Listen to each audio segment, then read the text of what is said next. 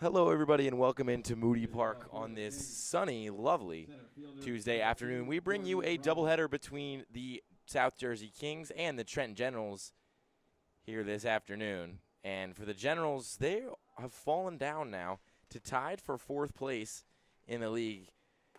And record-wise, they're actually sitting in fourth place right now due to a head-to-head tiebreaker with the Trenton Capitals. So not a team that's been hot as of late, but they face off against the Kings here in this doubleheader, looking to pick up what could be some big wins for playoff seeding, including this game number one. Well, they'll have Logan Franks on the mound from St. Joe's as he's facing off against Jordan Raba, who fouls that one off to make it a 1-2 count.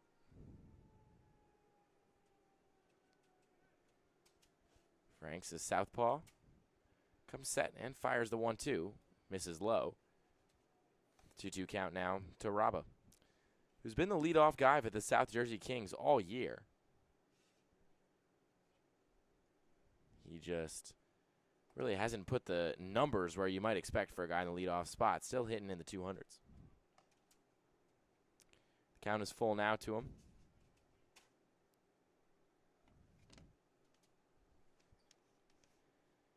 Franks toes the rubber, gets the signal. 3-2 on the way. Misses low, ball 4, and Raba will take his base. So Raba is aboard to get things going. And Frank's a guy that throws pretty hard, but has struggled with command a lot so far this season. Fastball dominant pitcher from Sicklerville, New Jersey.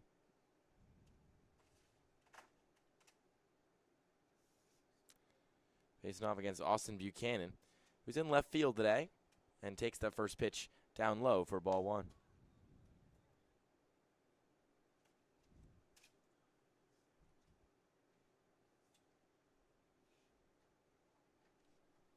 Next offering is fouled away to even the count up at 1 here in the top of the first. The Kings 12, 15, and 1. The Generals 10, 14, and 2. With Raba on first and Buchanan in the box. The 1-1. Line sharply into left field, but it'll be right into the glove of the Kings outfielder. Of the Generals outfielder, rather, excuse me. From Hartford Community College, that was a good play. Number 11, Andrew Hedrick.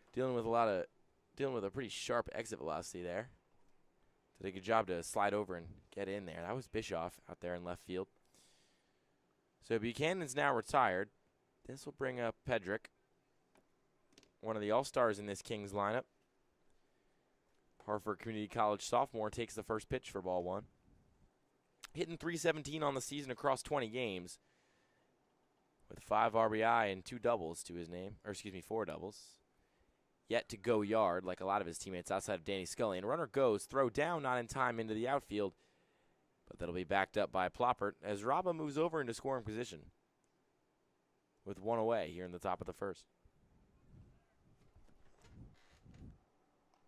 I just got jump scared out of my pants, not literally, by a bee that just was about, whoa, that was a bee, right? Yeah, I don't know if that was a bee. That was some bug that was just, I looked up and it was about an inch from my face. That was the quickest I think I've sit up in a long time. Goodness, 2-1 from Franks. Misses low. That was terrifying. I don't even know what that was. That was, I guess there's some wildlife out here in New Jersey that I'm unfamiliar with. 2-1 is low. It'll be 3-1.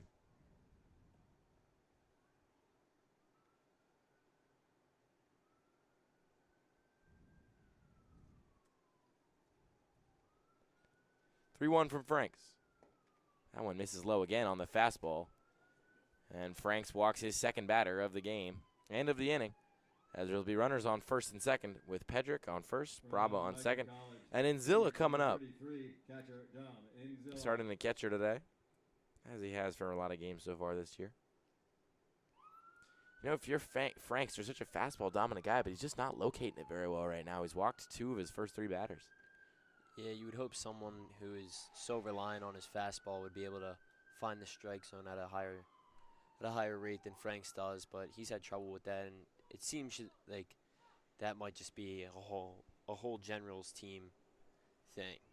Coryell is been struggling to find guys that can just go in and give them good outings and multiple innings. They deal with a lot of walks, a lot of loaded bases. Yeah, the Generals can hit the ball better than a lot of other teams in the ECCBL, but really tend to struggle in all other facets of the game. As Anzilli gets crossed up there on the inside fastball, it's going to be 1-2.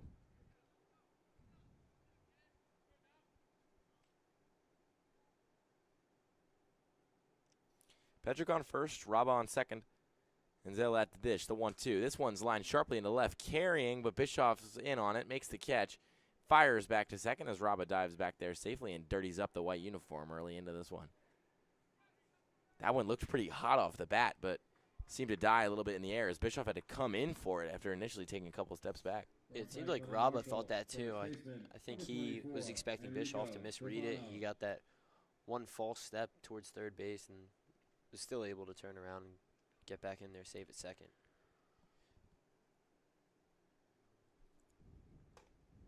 First pitch to Tufano upstairs. No Danny Scullion again today for the South Jersey Kings. Hasn't been in the lineup the past couple games. And it seems like his power in this lineup's been sorely missed. 1-0. Popped up. Moving over and under it is Nkalingo. Squares and makes the catch. So that will do it for the top of the first. The Kings get a couple base runners on walks, but ultimately can't net a hit. As Franks gets out of the jam scoreless, we move to the bottom of the first here at Moody. Coming to bat.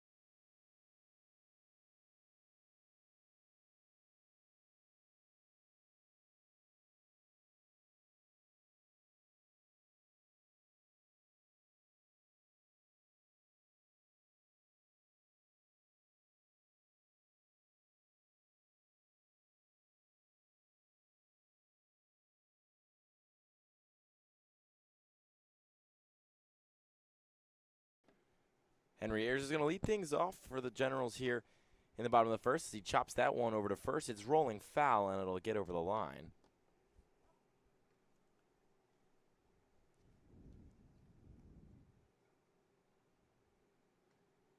So it's 0-1 to Ayers, who has found himself in the leadoff spot.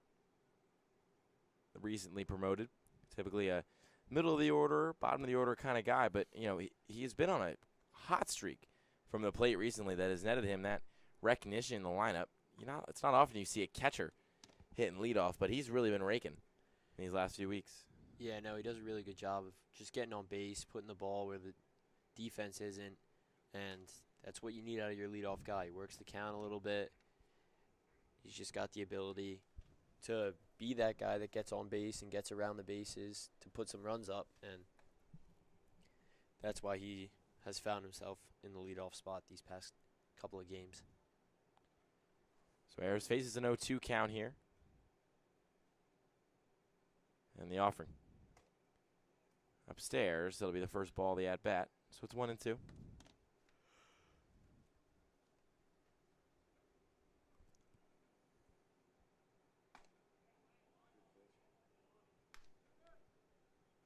an impressive breaking ball there from Schweiker. Number 29, shortstop. So Schweiker retires the first batter he faces. And this will bring up Justin Sestawicki.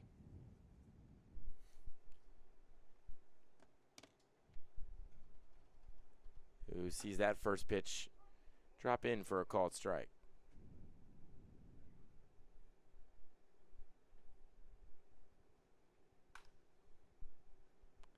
Grounds this one is short, gloved and fired across the diamond, and there's 2 away. Here in the bottom of the first. The Gens usually relying on their power bats in the middle of the order, and Nick Tomasetto is one of them. And of course, the real man is usually Dominic Incalingo. He has the home run power, but Tomasetto, not a bat to be ignored. Been a quality member of this lineup all season. Takes that one for a ball.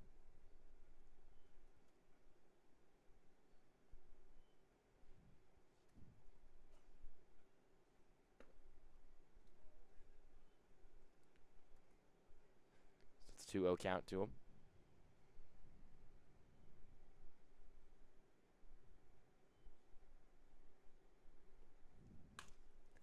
That one's grounded sharply up the middle, and Tomasetto will reach. So base runner here with 2 gone in the bottom of the first, as the Gens look to put together a bit of a late rally. Maybe played a run in this opening frame. This will bring up Jack Ploppert, the center fielder from Eckerd College.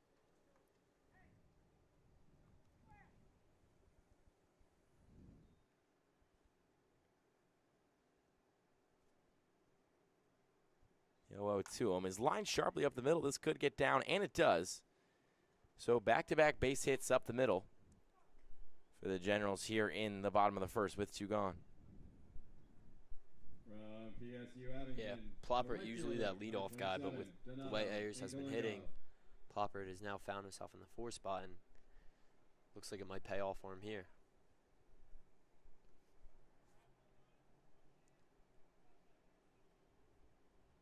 So it's an 0-0 count, and brings up Incalingo, who's been a weapon with a bat in his hands, especially in the power department. Had a multi-home run game one of his last times out here at Moody Park.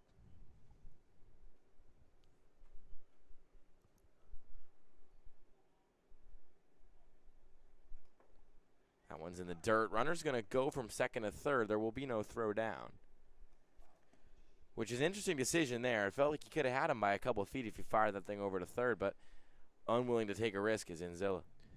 Yeah, Tomasetto read that ball early into the ground, read the bounce off Inzilla's pad, and Inzilla did a good job of keeping it in front, but I think he was expecting Ploppert to maybe get caught up there, and he didn't. That one's fouled away.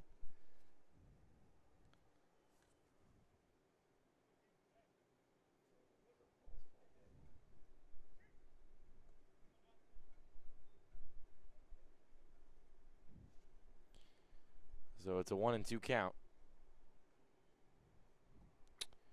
to Incalingo. Runners take their leads. Runner from first goes. Incalingo takes that one for a call. It's strike 3 on the curveball. Nice pitch by Schweiker, and he's out of the first after seeding a couple base runners late in the frame. He ultimately gets out of the jam despite one advancing to third. And this game remains knotted at nothing as we head to the top of the second here on Jersey Baseball Nation. Hi, my name is Dr. Philip Glassner. I'm a hip and knee replacement specialist at Mid-Jersey Orthopedics. We're a multi-specialty orthopedic practice with offices in Flemington, Bridgewater, and Washington, New Jersey. We have 18 fellowship-trained specialists to take care of you from your neck down to your toes. We offer conservative management such as bracing, therapy, and injections through surgical interventions as well. Our goal is to keep you active and healthy and get you back in the game. We also offer on-site digital X-ray as well as MRI. We have evening and Saturday morning office hours to assist with convenient appointment times, as well as having walk-in appointments available. Call us or visit our website at midjerseyorthopedics.com so we can help you to live life better.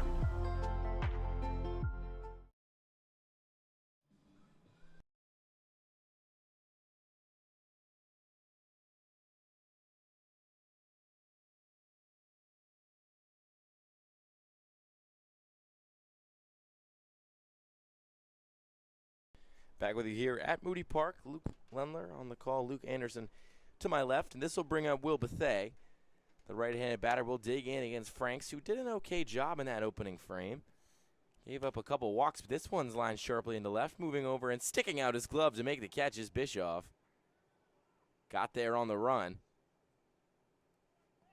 And another nice play out there in left field. It feels like these hitters are getting Franks pretty good and kind of tasing some of his stuff to left field, but unable to make any base hits yet. Yeah, I think that's should be showing Franks that all he has to do is throw strikes, and his defense is going to start making some plays behind him. Obviously, this Kings team is making some good contact off these pitches, but it's better than walking these guys on board and letting them run around on you. So just keep hammering that strike zone and put your defense to work. So it's a 1-0 count, and now it's a 2-0 count as Frank's fastball falls just high.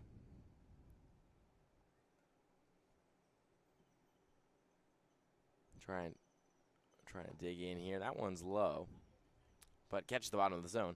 So a called strike against Brent Williams, who really has started all across the infield for the Kings so far this season. 2-1 is fouled back. This is leaving the count. Average-wise, he's really been struggling since the first game. He won 1 for 3 in the first game, but then went hitless for the next 2 weeks. He's currently got a hit in his last couple outings, but I'm sure he's still wanting to turn things around at the plate heading into the postseason. He's hitting .217 on the season so far. Franks is 2-2. Scoots back Williams. The count is full.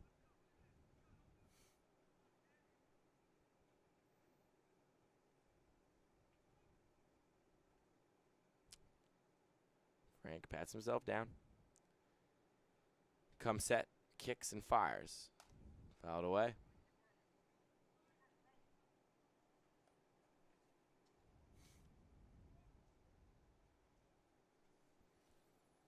Three-two count here to Williams. This is high. Franks has his third walk of the day. Still yet to give up a hit. But struggling with that fastball location right now. And, you know, that's really kind of the story of the summer so far for the Trenton Generals. You look at runs scored in the ECCBL, they're second. They're ahead of a dominant Southside team that's 16-3. They're ahead of a strong Scranton Wilkes-Barre team. They're just only behind the Mercer Mammoths, who lead the Southern Division with a strong 16-9-1 record. With 149 runs scored, but they have one of the worst run differentials in the league. -28 as that one swung through by Master. They've given up 177 runs, which is the most in the Southern Division and second most in the ECCBL, behind the 5-21 Electric City Express. The 0-2. Fouled back. But, you know, again, like I was saying, what they do better than anybody is hit. And when you have a lineup that's strong, maybe you get a couple good pitching days and you can make a little bit of noise in the postseason. At least they know what their identity is. Yeah, it just seems very difficult for these Generals pitchers to string together some innings. That one's popped up and handled nicely by Hallett over there in the hot corner. That time, the ball wasn't so hot. He kind of had all day to square it up. And he made the catch. So there's two-way with a runner on first in the top of the second at Moody Park. As Franks looks to get out of his second frame. Swing and a miss there. Did a good job. Just really working Mercado on that one.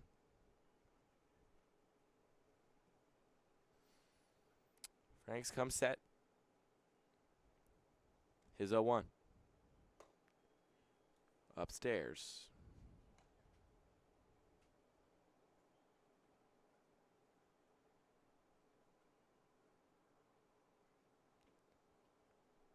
The 1-1 from him now. Runner goes. Throw down is way out of the way and into the outfield. So runner's going to think about going from second to third.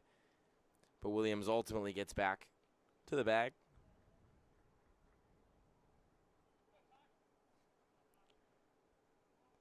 So Ty Mercado stepping in now to the box. Ahead in the count, 2-1. I'm trying to get the second base runner aboard with one already on second. Pitch is in there for a ball, so it's 3-1.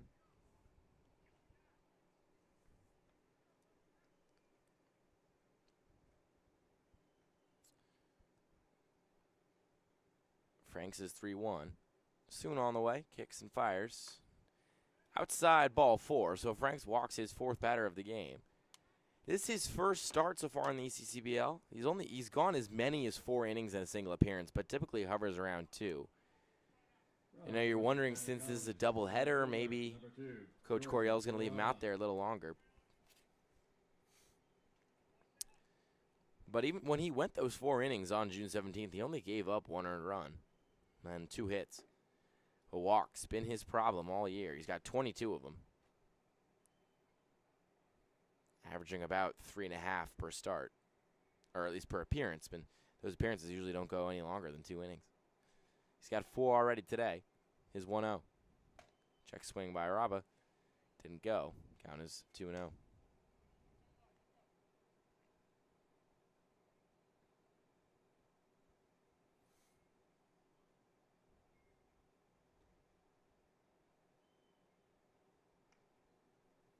Pitch. Catches the outside corner on the fastball. Still really going to that speed stuff and that 4-seamer as much as he possibly can.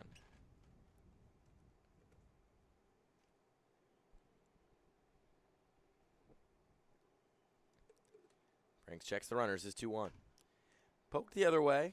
Tailing, but Bischoff's under it. Squares it up and makes the catch. And the side is retired. No runs, no hits, 2 men left as the Generals move to the bats. And we go to the bottom of the second at Moody.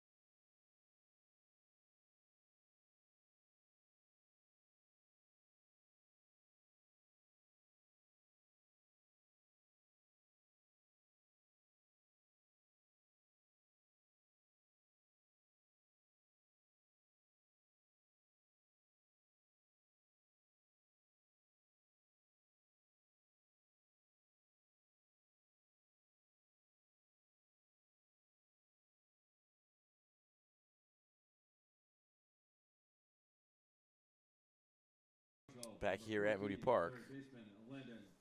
It'll be Lemon Hallett to lead things off here for the Generals as they look to break the deadlock in the bottom of the second inning. Had a couple of hits in that first inning, but couldn't do anything with it, as the first pitch is low for a ball.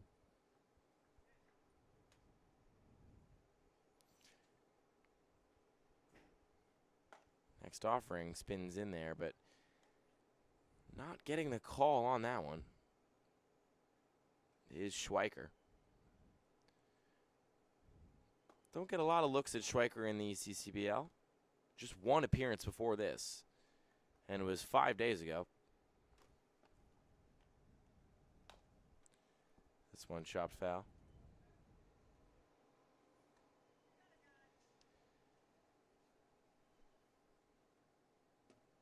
Schweiker is a lefty from Chestnut Hill College. That one catches the dirt, 3-2. His brother Jake Schweiker is a frequent midseason ad in the ECCBL for many years. And according to Commissioner Mike Coryell, he's the only player to ever play for the Caps, the Kings, and the Mammoths before the creation of the league.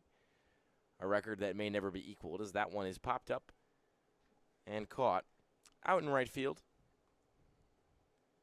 Nice play over there by Buchanan. From Delaware, first baseman, number 24, Luke Guire. And this will bring up Luke Guire.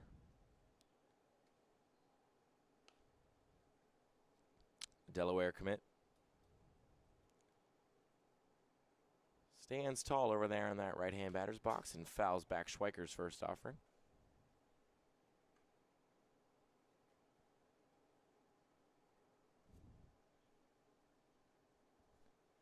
Next pitch is lined into the gap, moving over and not getting there in time is Master. This will roll to the fence. Around first is Guire. He's headed for second. The play at the plate there is not one.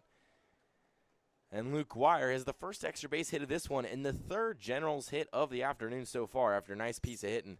Seemed to kind of get all of that curveball hit and putting it in the gap. Yeah, just found the right spot for it. Number 21, CJ. Master got a good read on it too, and he seemed like he was closer than Rabba, but placed perfectly in between both of them, and Guire stands at second. Wisniewski in the box now. DHing today is probably going to catch or play first for game 2. Not often you have a catcher for back-to-back games. He's been a Swiss Army knife in the infield for Coach Coryell so far this season. There's the 1-0 to him. Check swing, he didn't go. Counts even at 1.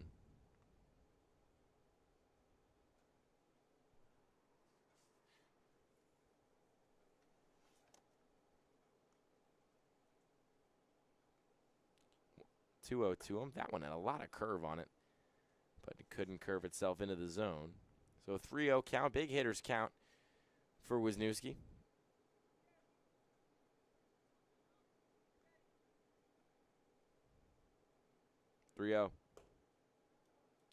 Misses outside, and that'll be a 4-pitch walk. So Schweiker really not a world beater so far in this one, but still yet to give up a run. The left fielder, number 34. But a nice start to the bottom of the second for the Trenton Generals. And this brings up Alex Bischoff, starting in left field today. Has had plenty of action over there on the fielding side of things and is trying to make his impact offensively. The 0-0 to him. Inside, ball gets away, so both runners will advance.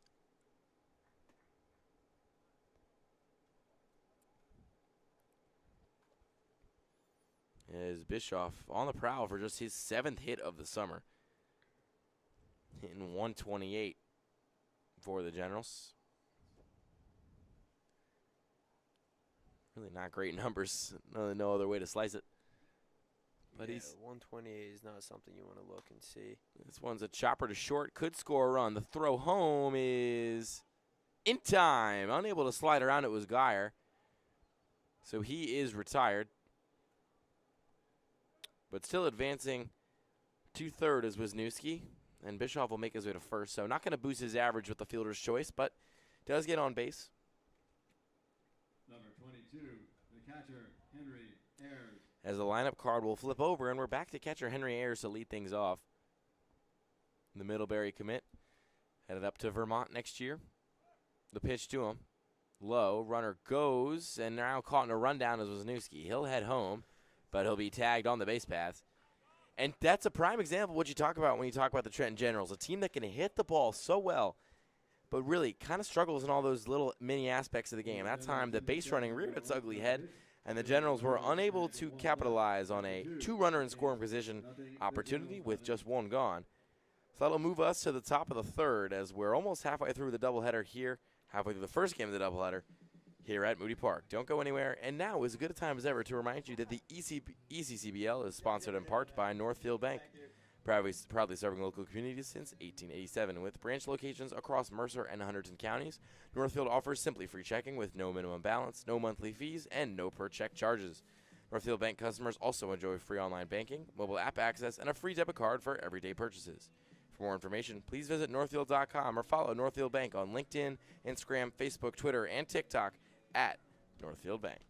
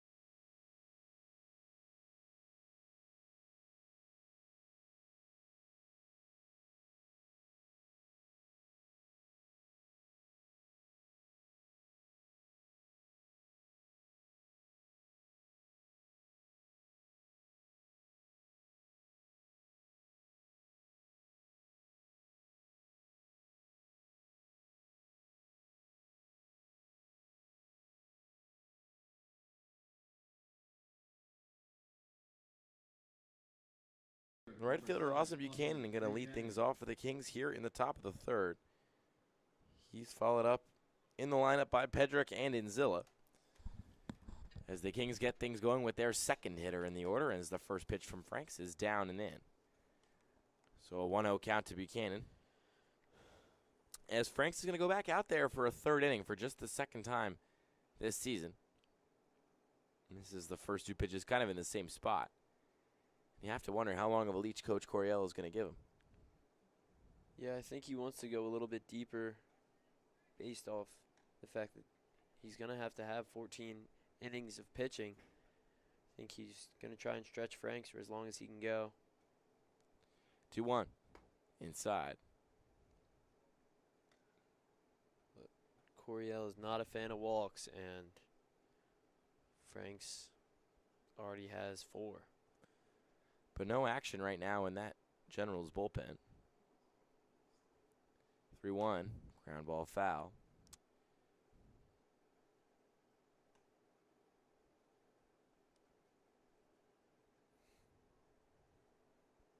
Frank's already up to 46 pitches. The 3-2 from him. Upstairs, ball 4, and that's walk number 5. Still working a no-hitter is Logan Franks. Just want to point that out. But he's put 5 guys on base, all via the walk. Far from a perfect game, but the no-hitter is still in play. This will bring up Pedrick, left-handed hitting player. Made the all-star team this past season. First pitch to him. Squares to bunt. Ball in the dirt. Ayers popped up. Almost threw it back to Guire, but he didn't look super-duper ready. So Pedrick faces a 1-0 here, with Buchanan over there on first after drawing the walk.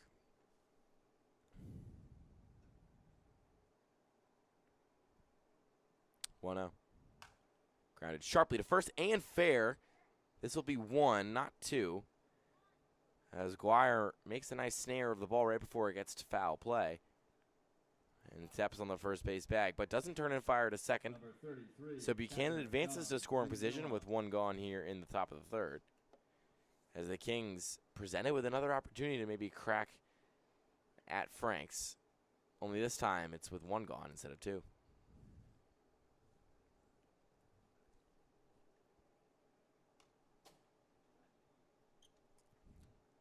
Logan Franks missed wildly with that ball.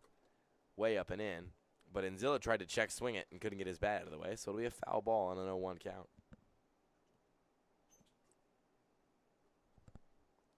The 0-1. Popped up. Foul. No play. So it'll be an 0-2 count.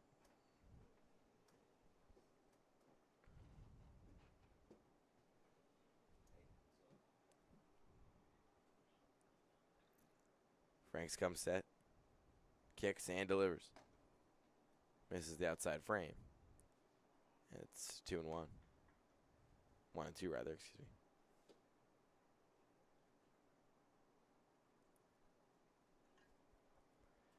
1-2. Chop back to second base on his Tomasetto. He gloves it. And he has trouble with the ball. Doesn't play it over to first in time. And that'll be a tough play in the field and probably ruled an error. It's about as bad of an error we've seen. Yeah, for Nicholas Tomasetto, who just pretty routine play he had out there at second base. He just couldn't seem to make it. Number 24, And so it's a first baseman, Enrico runner on Tufano. first. As this will bring up Enrico Tufano, who's been quite a good hitter so far this summer for the Kings. Made the All-Star team. Hit .286 so far this summer, OPS north of 7. First pitch in the dirt. Gets away from the catcher. From Cherry Hill, New Jersey. So more down towards your neck of the woods, Luke. Yeah, it is right by me.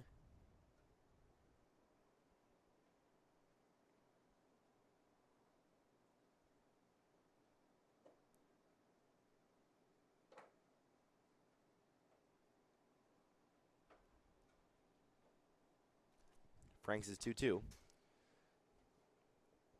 This is rather 1-0. Was fouled back to even the count at 1.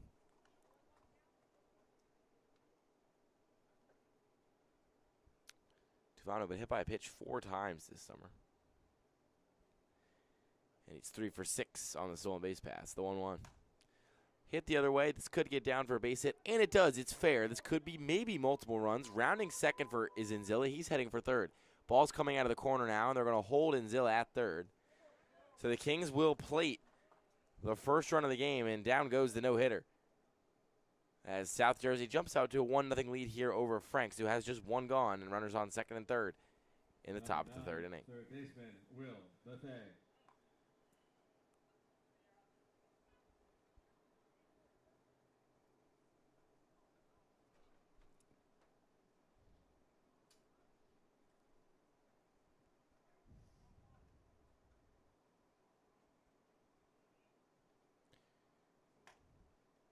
The 0-1's outside.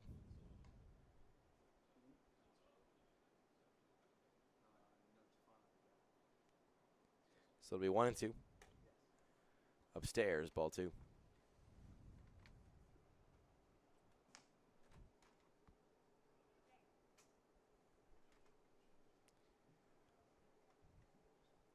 One count here to Buffet. Post-university player. 1-1 to him. Swing and a miss through that. And it'll be 1-2 here to the righty as he faces off against the lefty Franks.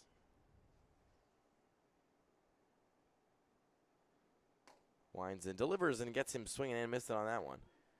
So Will Bethea is retired, and Franks picks up that all-important second out, especially when you got runners on first and third. And a double play ball would have been nice, but you had force outs everywhere. To pick up that second out is nice. Takes away any sacrifice opportunities. His next offering is spun down for a called strike, this time against Williams. Another guy in that Kings lineup looking to boost his average as the summer dwindles down and the playoffs become nigh. The 1-1 to him.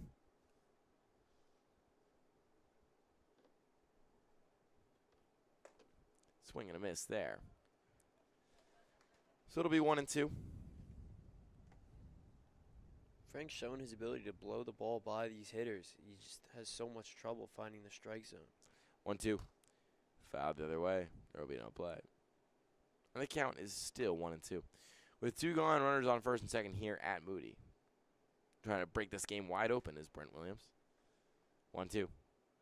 Upstairs. Oh, I missed.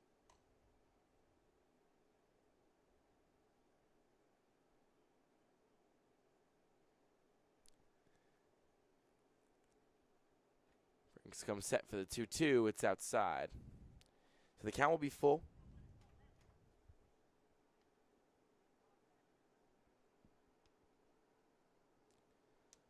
Three-two count.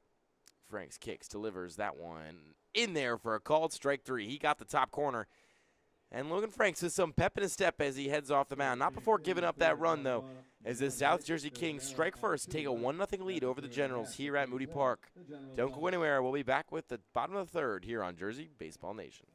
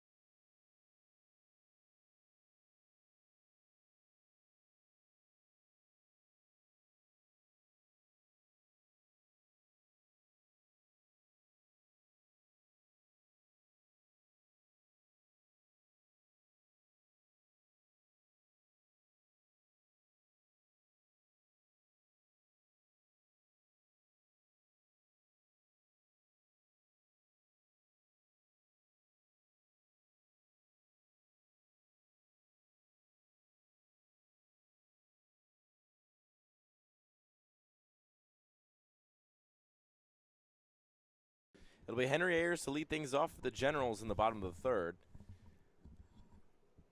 He's at the top of the order. He had an at-bat somewhat. Stood in the batter's box with a bat on his shoulder in that last inning, but was the victim of some poor base running by his teammates and ultimately retired the side. Well, like we mentioned, Ayers an all-star this past season in the ECCBL thanks to just a really solid season hitting-wise. That one gets away. It's 1-1.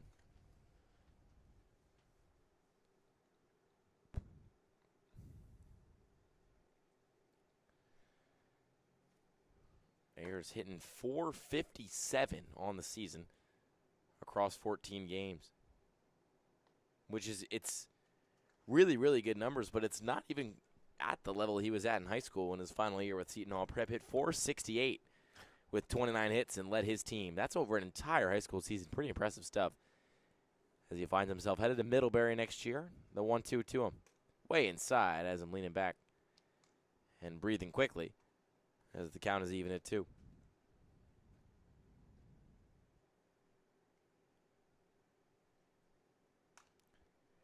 This one's popped up other way, under it, and making the catch is Master.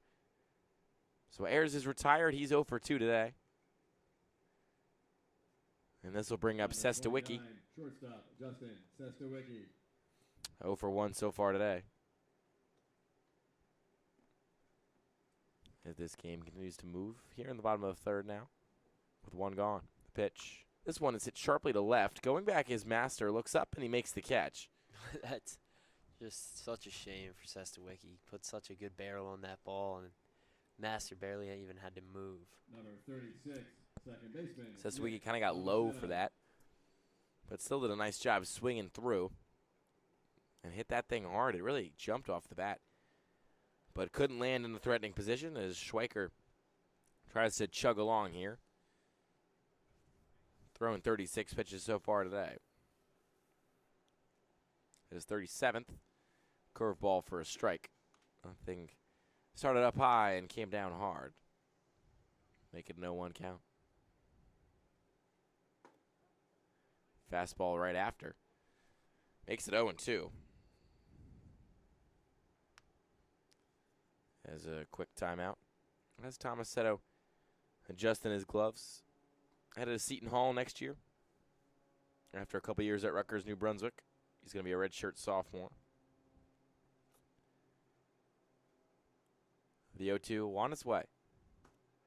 Got the outside corner on the fastball and retires the side. Luke Schweiker looking comfortable there on the bump. He's up to 39 pitches and throwing as hard as ever. There are no runs, no hits, and no men left for the Trenton Generals, who trail 1-0 as we go to the top of the 4th.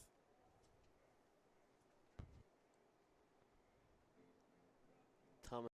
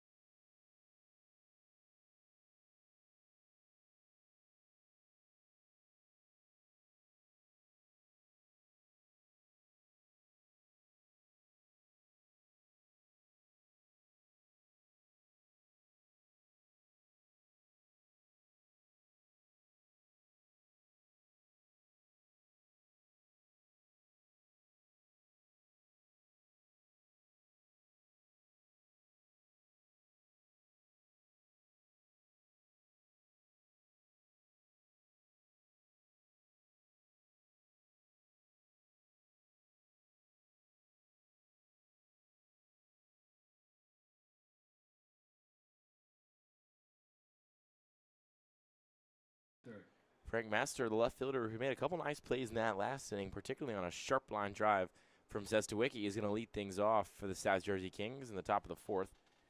As near the halfway point of Game 1 of this doubleheader, a reminder that since it's a doubleheader, we're just going 7 innings in both of these ones. So those early leads all the more important, and it's the Kings with the lead now. And it's Master with the lead in the count as it's 2-0.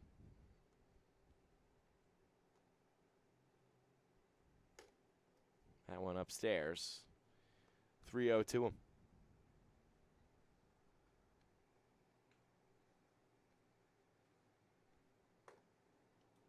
Next one can't find the zone either, and that's going to be a 4-pitch walk from Franks and a mound visit from Coach Coryell. Not very happy coming out of that dugout as Franks reaches 70 pitches with that one. You got to think that might have been maybe his limit. There's an arm getting loose over there in the Gens bullpen, but doesn't seem to be throwing super hard right now. Still having a standing toss. So he's probably going to send out Franks for a couple more hitters, give him some time. Again, Franks has gone more than 2 innings just once all year. against the Capitals back on June 17th. He was credited with the win in the performance. Didn't start the game, though. Gave up just 2 hits and an earned run. In the bullpen right now for the Trenton Generals is Tim Welch. Tall right-hander. Perhaps we'll see him later in this one. Coach Coryell also likes to utilize the secret bullpen behind the dugout, a.k.a. the parking lot, to have his guys warm up. So you never know what the veteran's going to pull out from his sleeve as the 0-0 is fouled back. I'm always curious as to what Coryell comes out and says to these guys. Like he's always out there after a 4-pitch walk, and then he just looks like he's mad at the pitcher. But I feel like half the time the kid doesn't even ever get taken out. Oh, As in perfect timing is a 4-6-3 double play. Executed about as smoothly as you possibly can. Thomas said will flip to Sestawicki. Sestawicki fired it over to Geyer. And despite the early walk, suddenly you look down and there's 2 outs for Franks here in the top of the 4th. This will flip the lineup card over and send Jordan Raba to the plate for the South Jersey Kings. That one first pitch down low for a ball. I can't believe how fast Mercado got down. That was about as clean as you could turn a double play. Mercado. 1-0 line to first. Geyer comes on, scoops it up, and tags the bag. So despite the leadoff walk and the mound visit, man, Logan Franks really settles in there on the top of the 4th and cruises in and out of the inning. Gets a double play and a ground ball. There's no runs, no hits, and no men left. Kings 1, Generals nothing. We go to the bottom of the 4th here at Moody. Hi, my name is Dr. Philip Glassner. I'm a hip and knee replacement specialist at Mid-Jersey Orthopedics. We're a multi-specialty orthopedic practice with offices in Flemington, Bridgewater, and Washington, New Jersey. We have 18 fellowship-trained specialists to take care of you from your neck down to your toes. We offer conservative management such as bracing, therapy, and injections through surgical interventions as well. Our goal is to keep you active and healthy and get you back in the game. We also offer on-site digital x-ray as well as MRI. We have evening and Saturday morning office hours to assist with convenient appointment times, as well as having walk-in appointments available. Call us or visit our website at midjerseyorthopedics.com so we can help you to live life better.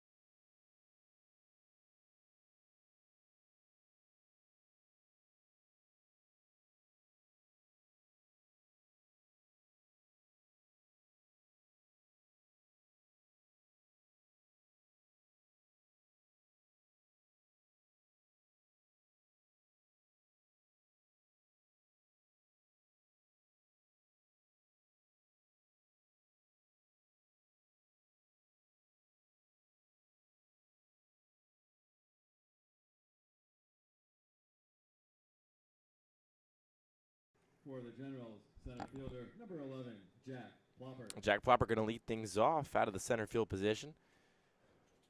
For the Generals, that one skips into the dirt and gets away. So it'll be the first ball on the first pitch of the at-bat.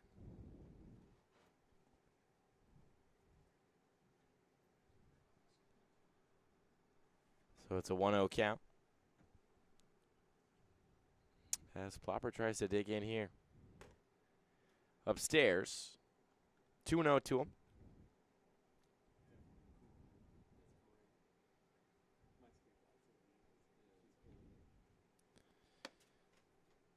Plopper sees the pitch. Drop it in. But high. 3-0 count. Feels like the zone's kind of all over the place so far. That was a pitch right there where I was kind of eyebrows raised. They didn't call that one a strike. Yeah, I was too. I thought that might have dropped right in there. That one drops certainly a little bit too low. As Plopper will make his way over to first. And the Generals have a leadoff base runner in the bottom of the 4th as they do their best to cut back into the 1-run deficit. And, you know, who better to bring up when you might need 2 runs than Inkalingo, who, should he go yard here, would make this a 2-1 ball game in favor of the Generals. The pitch spins inside. And, you know, with the amount of damage Inkalingo has done, you start to throw to him differently if you're a pitcher? I think you just keep it up the same. He's cooled off after that 2-run game a little bit, having a little bit of trouble, but I think you just got to trust your stuff and keep pitching him the same. No Aaron Judge or Barry Bonds treatment just yet. As a successful bag swipe from Ploppert. Puts a runner into scoring position with nobody gone for the Generals in the bottom of the 4th. Coming set now is Schweiker. Checks the runner, kicks and fires the 2-0. This one's hit high and hard into center field. Back is Raba, still going back, looks up, and it's off the fence. Right off the J&A Automotive sign as rounding third and heading home is Ploppert. He will get there, standing a little wave to the dugout from Inkalingo as his hard hits here at Moody continue. And this game is knotted at 1.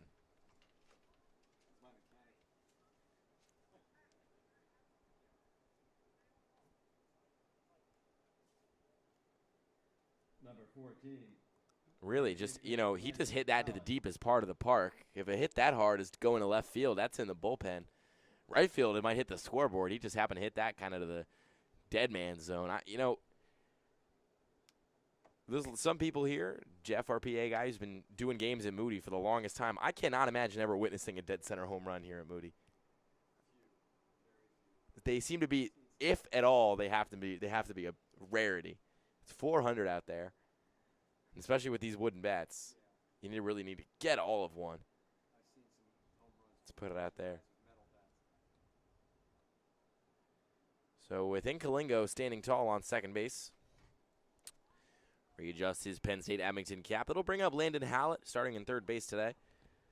He's 0 for 1 and faces off against Schweiker now on his 46th pitch of the day. After that double to the gap, plated a run. Hallett spins the first offering too high. They 1-0.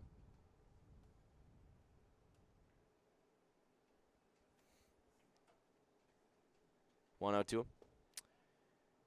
Got the bottom half of the zone there.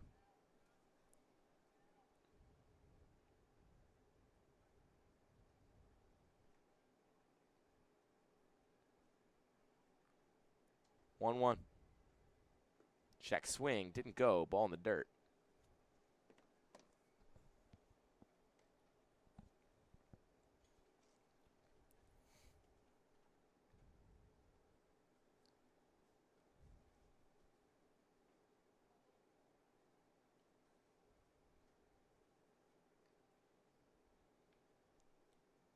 So it's 2-1 now to Hallett as the pickoff attempt is unsuccessful.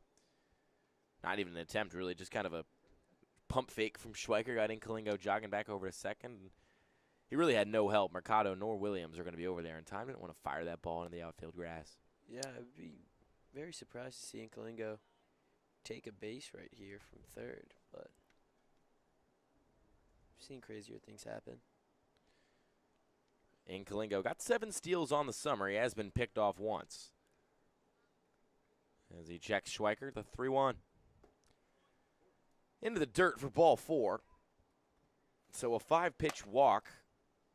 You know, has Schweiker, a guy who was giving up a hit here and there, but otherwise looking mildly comfortable, suddenly on his heels here in the 4th.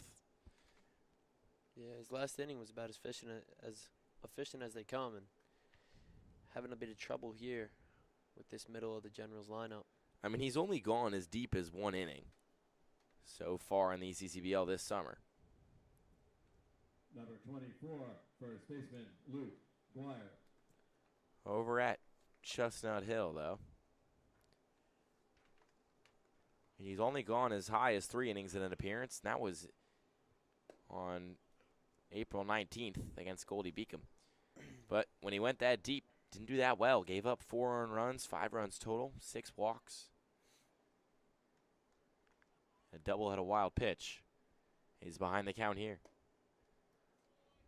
The 1-0 is inside.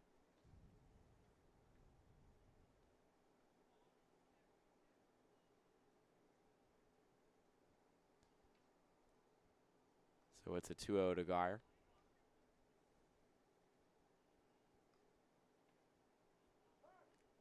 Umpire calls time just as Schweiker was raising his leg, excuse me. Seemed like Geyer might have wanted a minute to step off and collect himself. He's 1 for 1 so far on the day.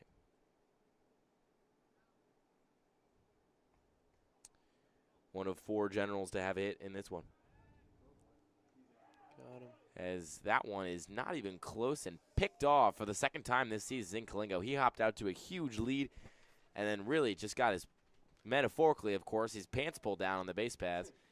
As the Generals, for the second time so far today, have a lead runner thrown out. As it's just, they continue to struggle on the base paths and doing the little things. Yeah, really good job from Zilla there. Recognizing that, delivering a seed right where he needed it at second, and helping out his pitcher, Schweiker, who's having some trouble here in the 4th. So it's a 3-1 count after that called strike to Geyer. Howlett takes his lead on first. He goes into the dirt, and he'll get there safely. It wouldn't have mattered because Guire draws the walk on 5 pitches as he makes his way over to first. Number 21, the DH, CJ Wisniewski. So the DH, CJ Wisniewski up at the plate now. Sees that first pitch go right by his bat. Took a big hack at that one, but it was just a little too far for him to reach and get. So it's going to be 0-1 to Wisniewski, who drew a walk earlier. The 0-1. Check swing. Going to say he went, and it's a 1-1.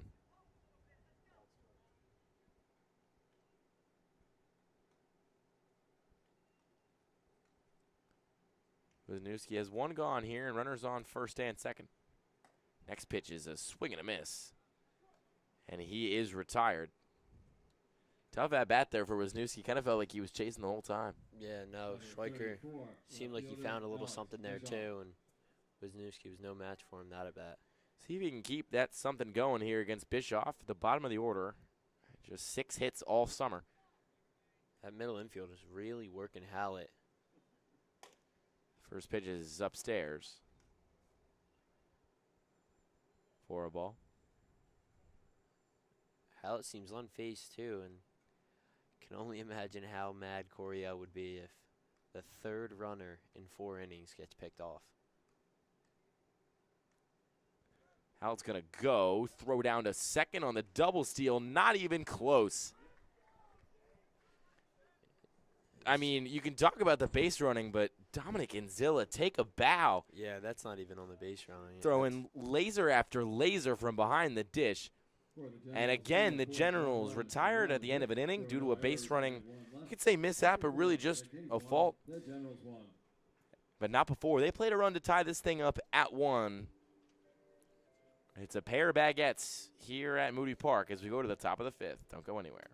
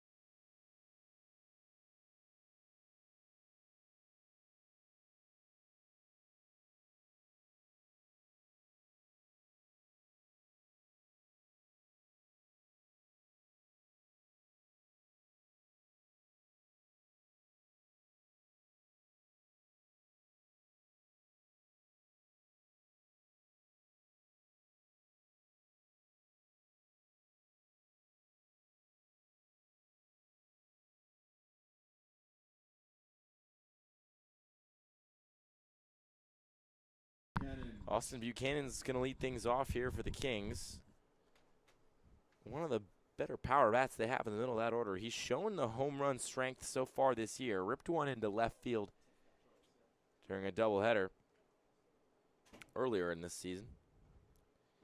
But that's his only long ball, at least at Moody, on the year.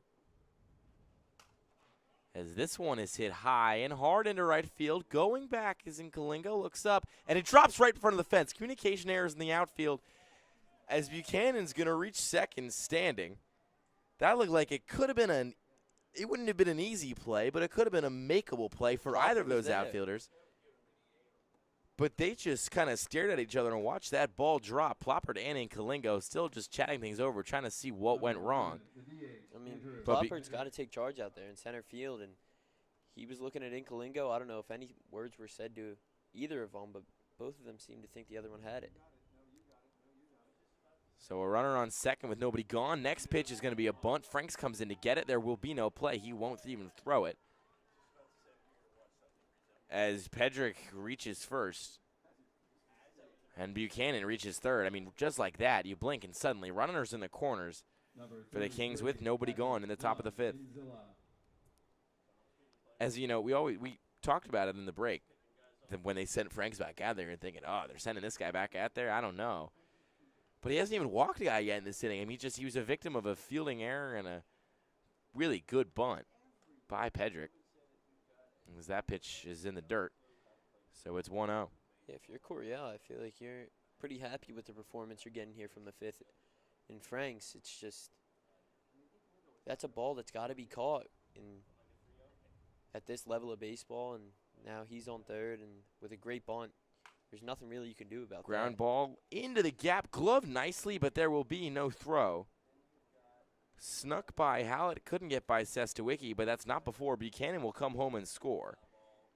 So right after the Generals knotted at 1, the Kings jump out to a lead again. It's 2-1 South Jersey in the top of the fifth with runners on first and second and nobody gone.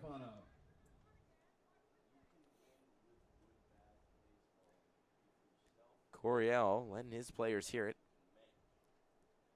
as Frank shakes off a pair of signals and comes set. Fires, another bunt shown, laid down nicely, dying right in front of the mound. Franks gloves it, turns, fires, and he gets the out. No, he doesn't. He threw him off the bag. Franks misses the throw from about 12 feet away, brought Glyer off the bag, and the bases are loaded. You got to think this might be the end of Frank's day. Sure enough. Yeah. We're going to get a pitching change. As it'll be Tim Welch coming out of the mound. We'll let him warm up and take you to a quick break. And be back with you with the bases loaded and nobody gone with the Kings up 2-1 in the top of the fifth. Hi, my name is Dr. Philip Glassner. I'm a hip and knee replacement specialist at Mid-Jersey Orthopedics. We're a multi-specialty orthopedic practice with offices in Flemington, Bridgewater, and Washington, New Jersey. We have 18 fellowship-trained specialists to take care of you from your neck down to your toes. We offer conservative management such as bracing, therapy, and injections through surgical interventions as well. Our goal is to keep you active and healthy and get you back in the game. We also offer on-site digital x-ray as well as MRI. We have evening and Saturday morning office hours to assist with convenient appointment times, as well as having walk-in appointments available. Call us or visit our website at midjerseyorthopedics.com so we can help you to live life better.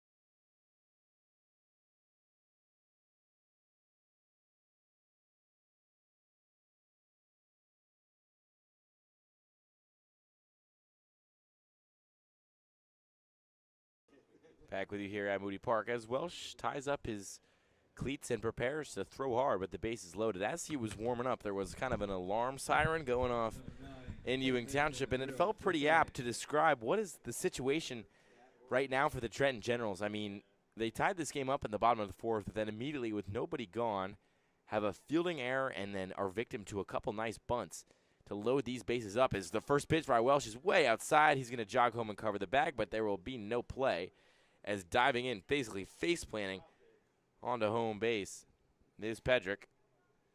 So the wild pitch advances the runners and scores a run. Won't go against Welch's record because it was Franks that put those guys there.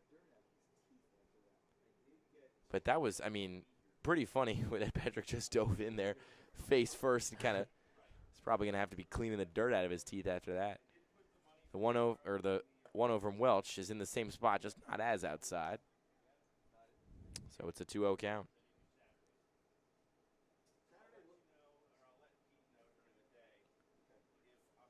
2-0. Grounded foul.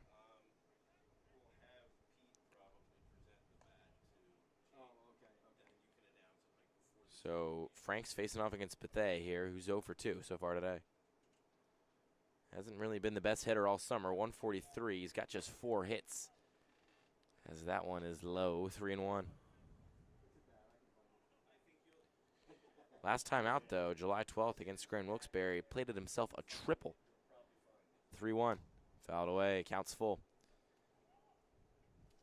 So, you know, his average might be low, and his slugging percentage is pretty low, too.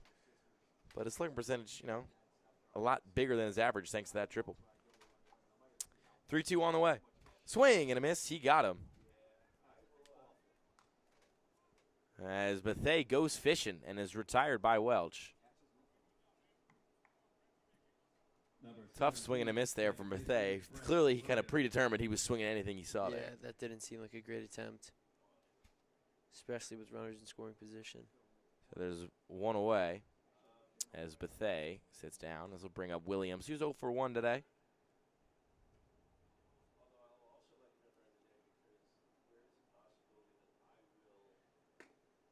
Drew a walk earlier on.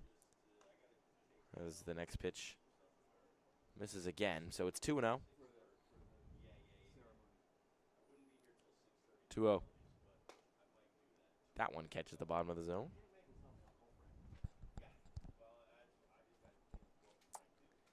Welch on the mound for the Generals.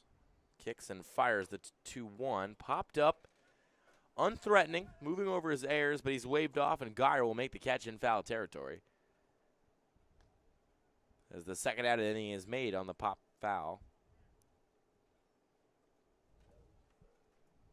Number 5, left fielder, Frank Master. This will bring up Frank Master, the left fielder, who's made a couple plays in the field so far, has had to deal with some hard line drives right to his face, but he's picked them up.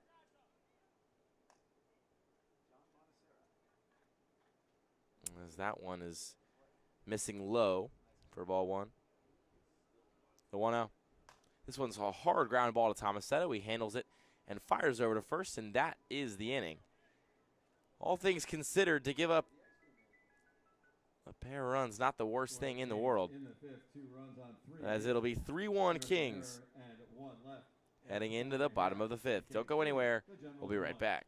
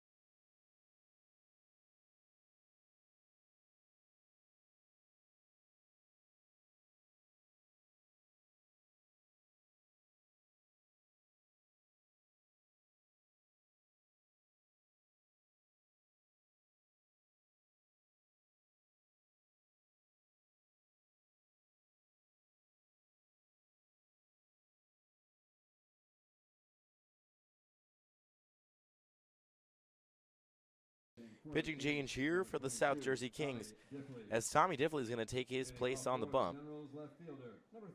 He's been a hitter and a pitcher so far this summer, appearing all throughout the field and appearing as a pitcher 4 times.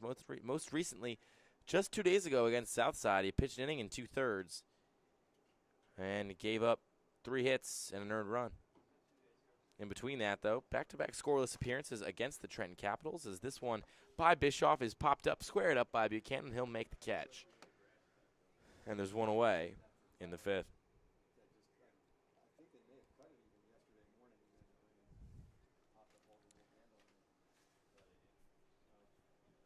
Number 22, catcher Henry Ayers. So as the lineup card flips over, this will bring up Henry Ayers, the catcher and the ECCBL All-Star in the leadoff spot. Pokes that one the other way, coming on and missing the ball on one hop. It'll get over the third base bag before trickling foul.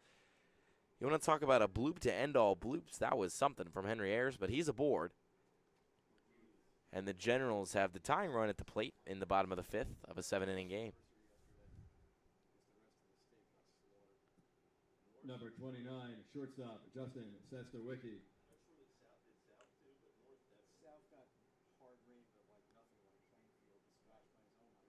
0-1. In there for a called strike to open the at-bat.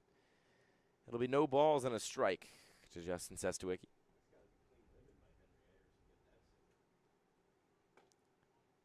Next pitch up high. 1-1 count.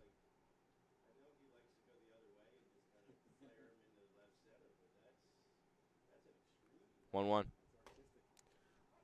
Curveball catches the outer edge of the zone.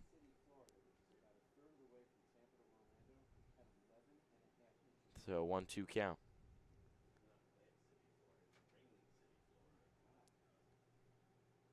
Sestawicki 0 for 2 today. That one is lined into the outfield, moving over is Buchanan on the run, and he makes the catch. Didn't get a great jump on it, kind of froze in place for a beat or two, but got over there in time and snared that one to retire Sestawicki for the second out of the frame. Number 36, second baseman Nick Tomasetto. Nick Tomasetto steps up now.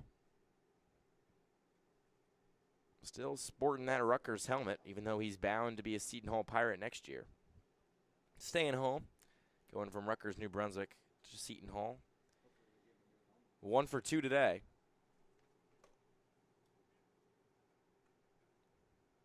Had to hit his last time up. And he's ahead in the count 1-0. Next pitch to him, a curveball that drops in to even things up at 1.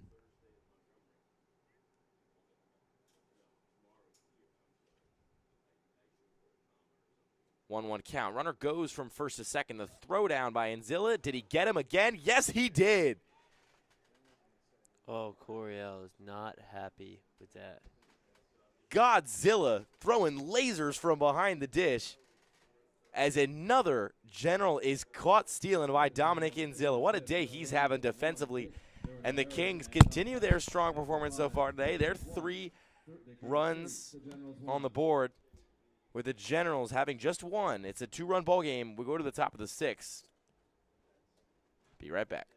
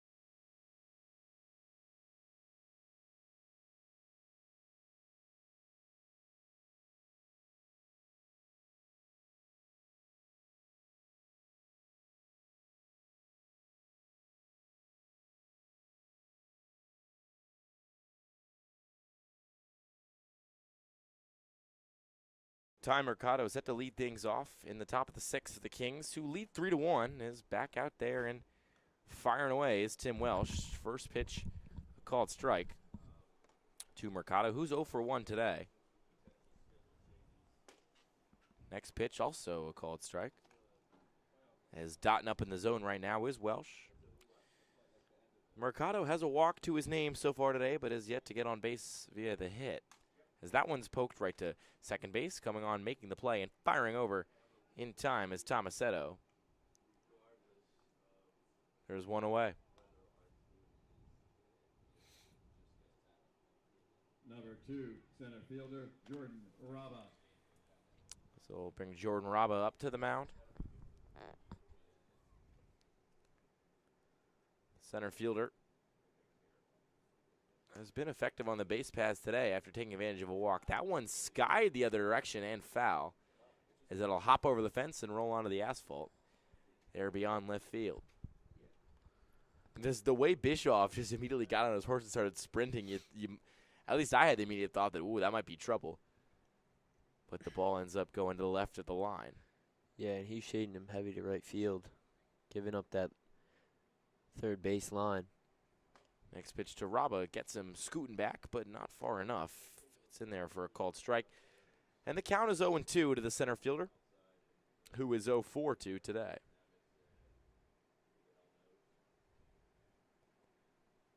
That one's grounded to second. Coming on is Tomasetto. He gloves it, turns, fires, and gets him at first. Or did he take him off the bag? Yes, he did. And the throw escaped. He took it not only to take him off the bag, the throw got away from Guire. So Raba's going to advance over to second. And it's going to be an error for the second time today on Tomasetto. His up and down night at second base continues.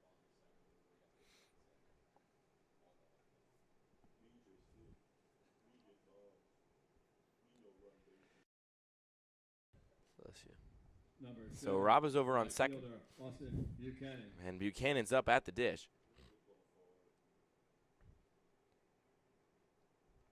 Raba has threatened from his position in scoring position so far today, as this one's popped up shallow right. Incalingo coming on, a conglomerate of converging generals, as Incalingo will make the play.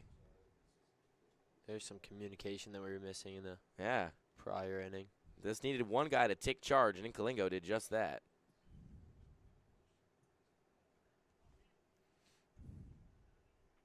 Number 11, the DH, Andrew Pedrick.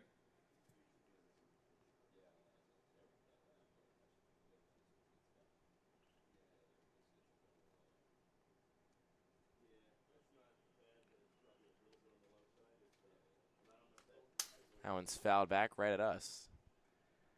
But we're here unfazed by anything Pedrick has to throw at us. Just don't ask me what I did when the bee flew about a foot from my face, because I was definitely moving different when I saw that happen. Two-way runner on second. Kings trying to extend their two-run lead. The pitch to Pedrick, and there for a called strike.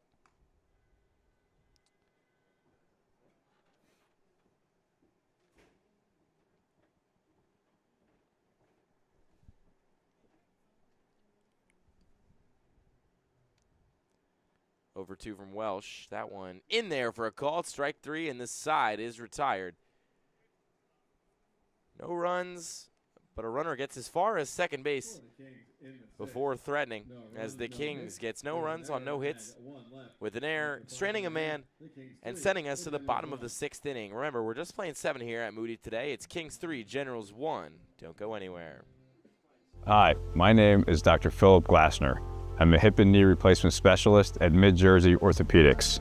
We're a multi-specialty orthopedic practice with offices in Flemington, Bridgewater, and Washington, New Jersey.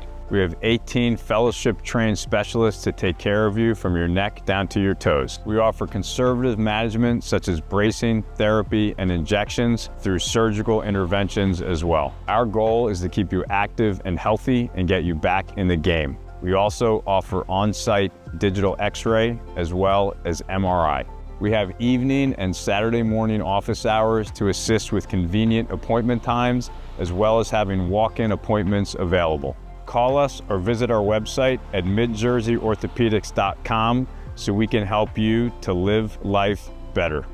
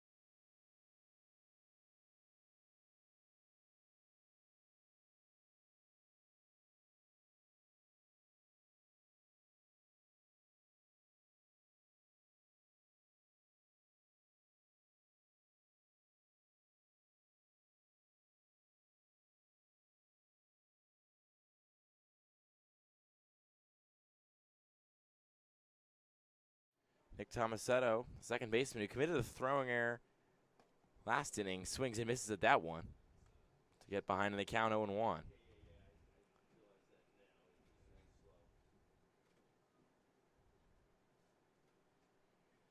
So it's an 0-1 count to him. As setting and firing is Diffley. He misses outside there. 1-1. Tomasetto looking to right some of his wrongs, perhaps with a base hit here. He's 1 for 2 today. That one's way inside, nicked his foot. Or rather, it didn't. I guess he has the quick feet to get out of the way. It looked like it popped off the heel of his cleat, but usually those guys pretty quick to take their base if they feel themselves get hit. He digs right back into the box and stares down Diffley. The 2-1. Swing and a miss on that. Just got over that one. Seemed to hang right there in the zone for him, but out in front maybe. 2-2 count now for Tomasetto.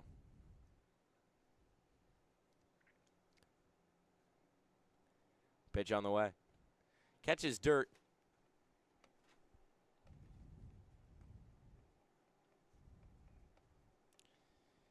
And makes this count full.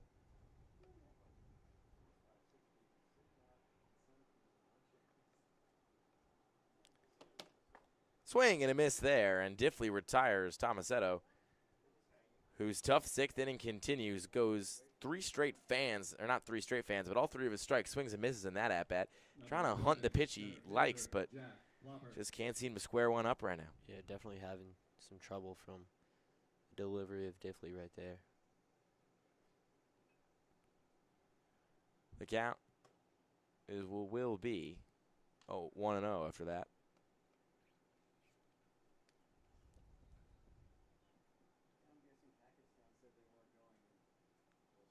1-0. Poked the other way. Right off the pole. Yeah. Members bounce. No kidding. Not the foul pole, though, or else we'd have a dinger. That thing was just off the light pole.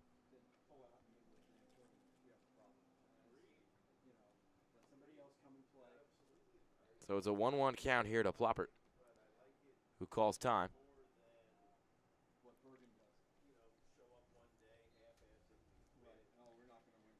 One gone in the bottom of the sixth. The 1-1. Called strike. Good 1 spot and 2. there from Diffley. Yeah, he's starting to settle in, it seems, a little bit, especially with that fastball. Working that combo pretty well.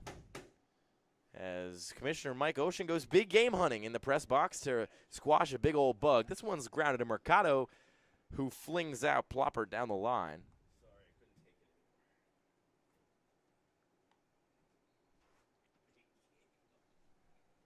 As there is one less big bug in the Moody Park press box, thanks to Mike Ocean. Number 27. You know, this new Superman movie's out, but I think we have our own Justice League member right here. He's taking out as many bugs as he can. No stone left unturned. So Inkalingo comes up now and looks at that first pitch high. He's not in a position to tie the game with one swing like last time, but still a threatening bat, especially given how hard he hit the last pitch he saw, the 1-0. Outside, 2-0. Inkalingo 1 for 2 today.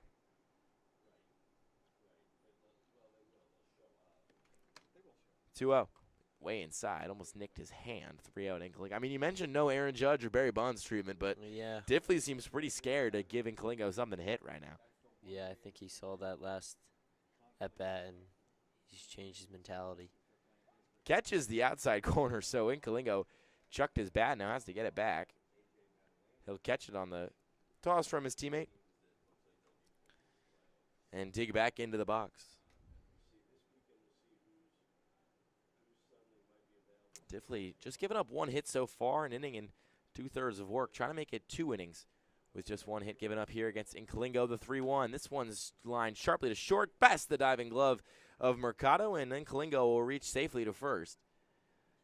He's got a single and a double as the All-Star continues to do All-Star things for the Trenton Generals.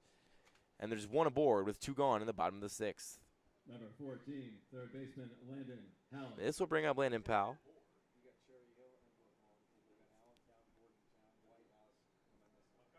Who's going to look to just keep this 2-out rally going, kind of do everything that he could do against Diffley. Opening pitch to Hallett, called strike on the outside corner. Like mentioned, another nice dot there by Diffley. I mean, at this point, you know, he gave up that ground ball to Inkalingo, but he probably would have walked him anyway. And any hit by Inkalingo that isn't extra bases is probably a win for the defensive team.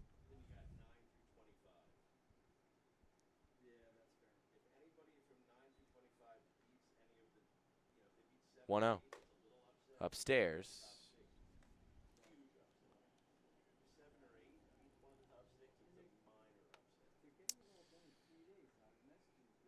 Hallett featured off the bench a lot for Coach Coryell this year. Hits that one the opposite way. It'll reach the outfield grass. And Hallett gets on base, gets his 13th hit of the summer, and boosts that average up just a little bit from where the 226 that it sits at right now. So Hallett on first, Inkalingo on second. And this will bring up first baseman Luke Guire, who's had a hit already today. Head into Delaware next season. Just graduated from Bordentown Regional. The pitch to him spins in for a called strike.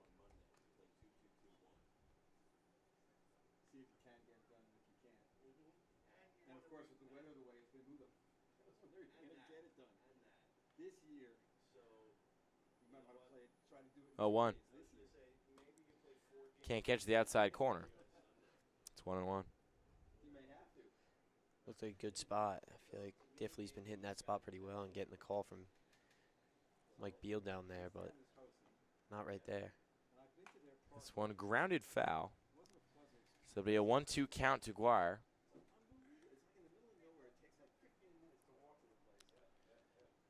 ECCBL All-Star. Despite hitting just 162 across 12 games, it's been that extra base pop that he's had. He's got 4 doubles of his 6 hits. The 1-2 in the dirt evens up the count. Guire played varsity soccer in the fall for Bordentown. And hit 468 his senior spring. D1 numbers as he heads to a D1 school next year. The 2-2 on the way from Diffley. Outside. Count is full.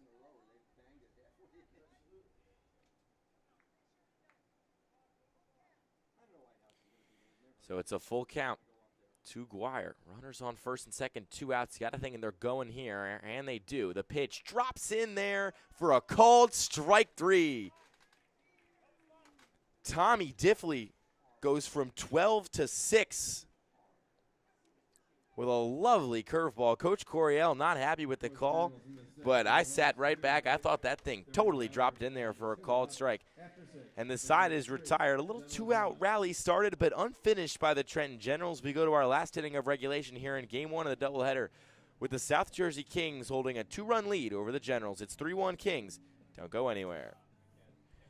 ECCBL is sponsored in part by Northfield Bank, proudly serving local communities since 1887. With branch locations across Mercer and Hunterdon counties, Northfield offers simply free checking with no minimum balance, no monthly fees, and no per-check charges. Northfield Bank customers also enjoy free online banking, mobile app access, and a free debit card for everyday purchases. For more information, please visit northfield.com or follow Northfield Bank on LinkedIn, Instagram, Facebook, Twitter, and TikTok at Northfield Bank. And now, we'll go to a break.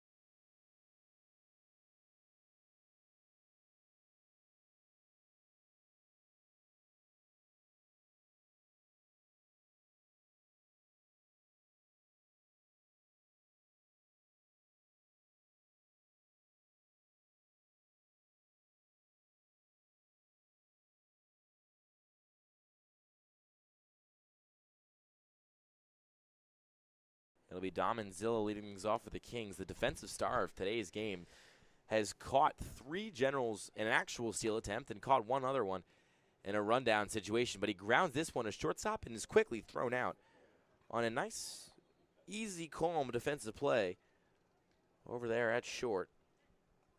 As really, I mean, given how volatile the fielding has been and the little things have been for the Trenton Generals so far today, you know, they'll take what they can get.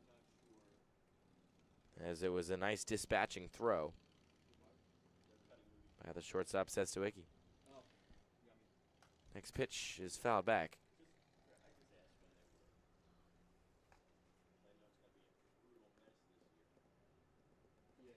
Welsh up to 21 pitches. He's facing off against Tufano here, an ECCBL All-Star. His 22nd pitch fouled back again, so it's no 2 count.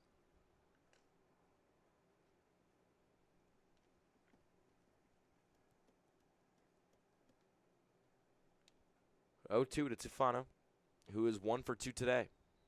Welsh collects himself, kicks, and fires. Check swing. Did he go? Yes, he did.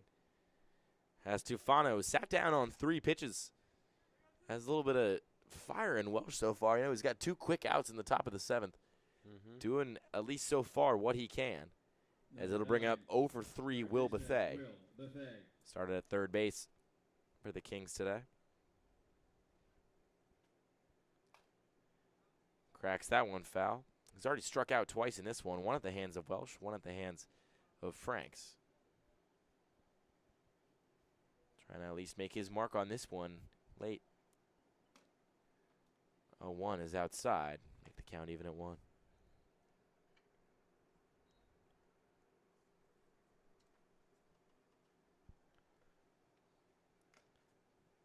That one's fouled away.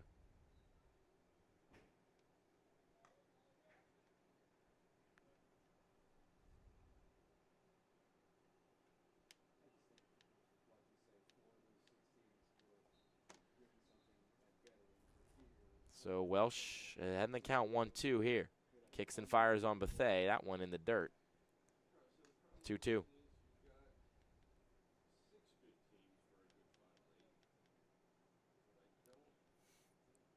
The 2-2. Upstairs, count will be full.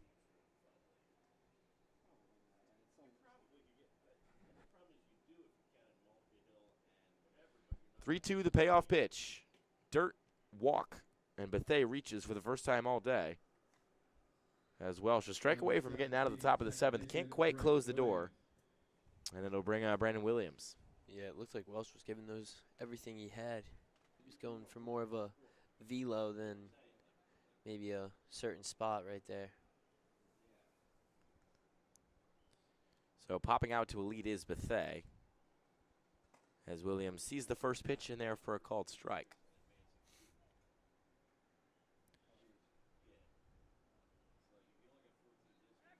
Firing over to first, just really to hold Bethea over there. See, if that was a general on the base pass, it might have been a successful pickoff attempt given how things are going today. The 0-1. Popped up into center, moving over is Ploppert.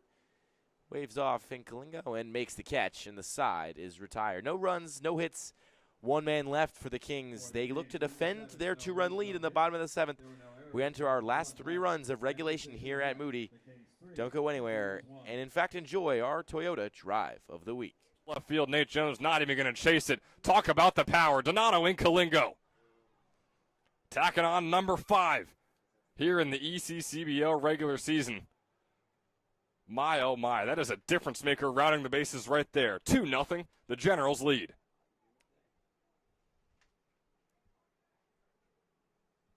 Talking his talk around the base. One on out into left field. Chased down by Jones. Is he going to get this one?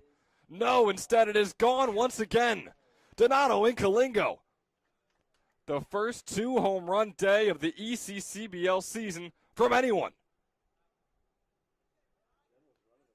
My goodness, out of Penn State Abington. He has been unbelievable. Had 6 home runs this past spring, now has 6 on the summer, making short work of Graham Ross and this entire Mammoths team.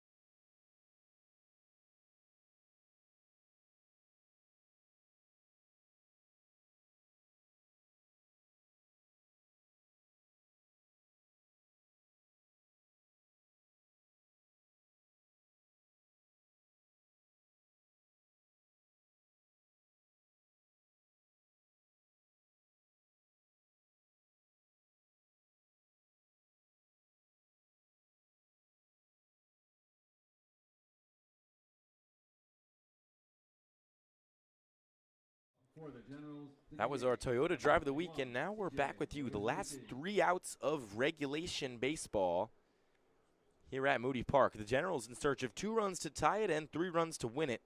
And it's going to be to get things going Wisniewski, the shortstop. Excuse me, not the shortstop, the DH rather, who you and I were saying is probably going to appear at some point in the second game in the field, maybe a catcher, maybe at first. He really plays anywhere. But given the fact that it's doubleheader, might feature behind the dish, takes a big cut at that one and comes up holding an empty knife as it's an 0-2 count.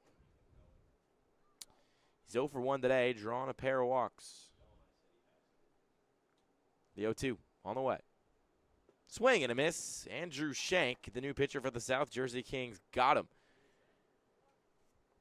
And picking up the new pitcher for the Kings, number 6, Andrew Shank. The NJIT sophomore. He really hit in the summer before he started to pitch. But then quickly, you know, head coach Tyler Kimmick realized he had something in Shank as a pitcher and has been trotting him out there to close out games late. That one skips into the dirt. He was just a 108 hitter. Or he is just a 108 hitter. Last time he swung the bat was just 2 days ago. As a pitcher, though, he's appeared twice, given up no earned runs. That one inside. Be 2-0. He's pitched 2 2/3 innings total over the summer. Gave up 2 hits his first time out, gave up a walk his second time out, so yet to have a perfect outing, but scoreless is about all you want from a relief pitcher in this league, as that one's inside, 3-0.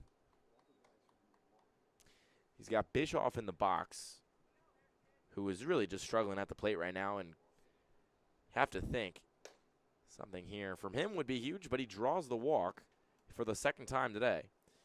So Alex Bischoff will make his way to first base, and Generals have life as they go to the top of the order, and catcher Henry Ayers. Number 22, the catcher, Henry Ayers. If you're going to start a comeback, the last guy in the order drawing a walk is probably a good way to start. True. So it's Ayers, the all-star, to lead things off. Takes a cut at the first one, bouncing and into the outfield for a base hit. Bischoff will stop at second. And there's runners on first and second as Ayers, like a machine, just churns out base hit after base hit from that catcher position and that leadoff spot. Number 29, shortstop, Justin Sestawicki. This will bring up the shortstop, Justin Sestawicki, who had a couple nice pieces of contact earlier in this one, but has really yet to net himself a hit. He's 0 for 3. Had a couple hard line drives out there to left field that Master handled well. First pitch to him is a ball high, as he's got runners on first and second here, trailing by 2 runs with 1 gone in the bottom of the 7th. The final inning of regulation we have in the first game of this doubleheader. It's popped up foul, and the count will be 1-1.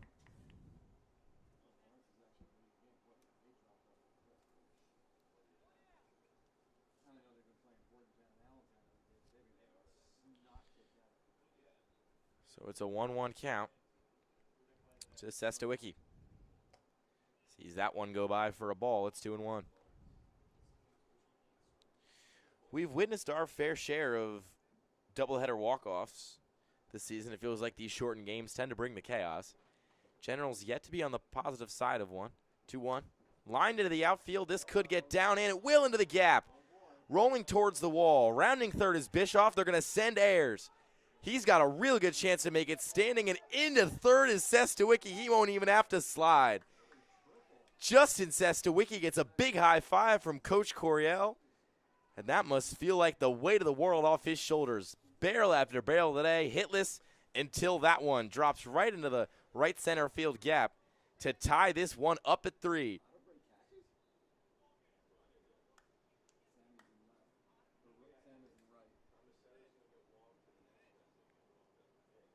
So Tomasetto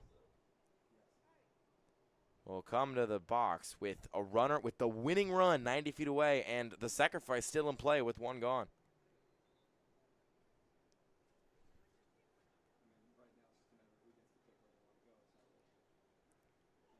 So just like that, a team that just momentum-wise kind of looked dead in the water for the last couple frames, unable to seemingly get much going offensively.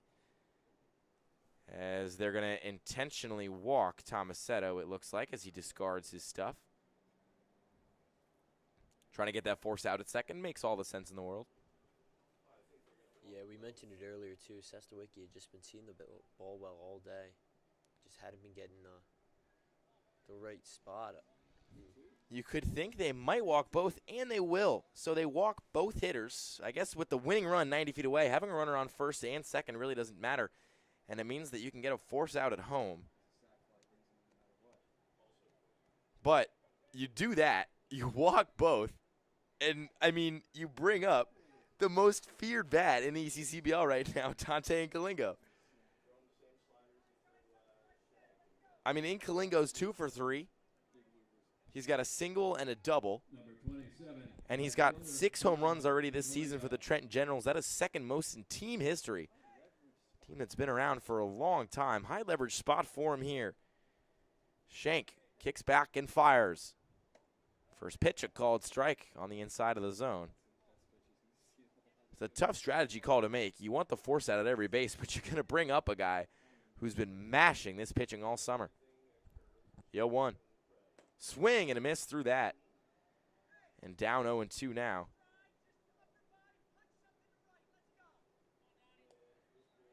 Coach Coryell trying to shout some words of encouragement to his big 5-hole hitter, who looks like, at least so far, he wants to swing for the fences, which is not what they need right now.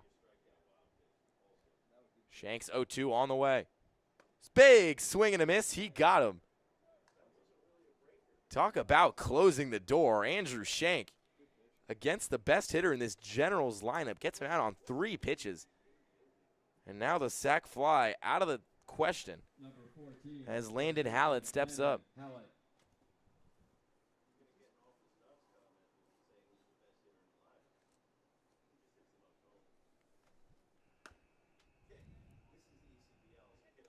Headed to Franklin and Marshall after 4 years at Pennington High School. The 1-0 to him. Drops in for a called strike.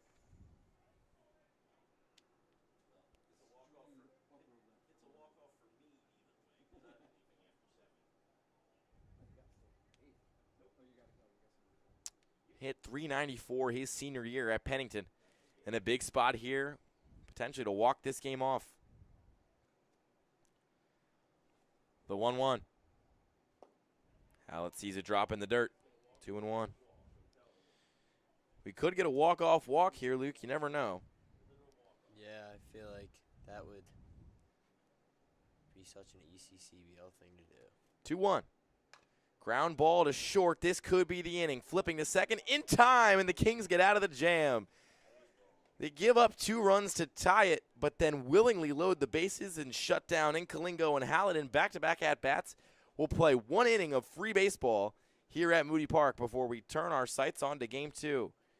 It is Kings 3, Generals 3, and the Kings to bat in the top of the 8th. We'll be right back. And 3 left after 7.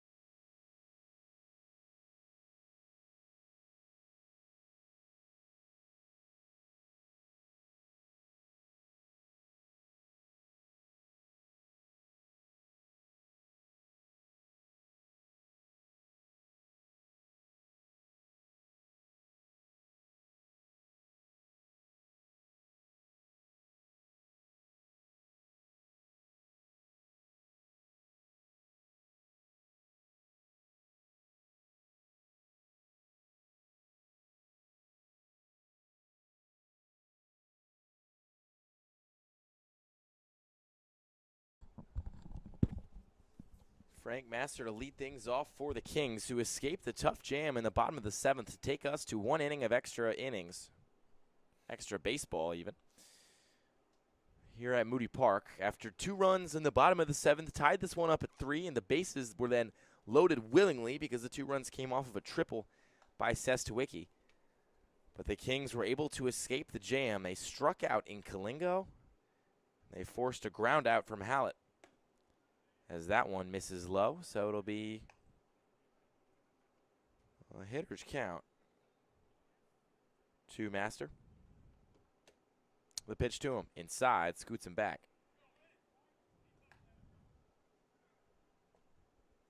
It'll be 3-2. As Welsh on 33 pitches, his 34th on the way. Swinging a ground ball to first. Tough hop, but a nice knockdown by Geyer. But then he loses it again on the transfer. And a tough error for the Generals, given the bag is just excruciatingly close to Geyer. It's not even like he had to throw it. He could have knocked it down, picked it up, and gotten over to first. He seemed to at least initially handle the hop all right, but then couldn't scoop it up off the ground. And it's the little things that continue to kill the Generals in this one. As we'll bring up the shortstop, Ty Mercado, who squares to bunt before pulling back at the last second. Infield was charging in for the Trenton Generals.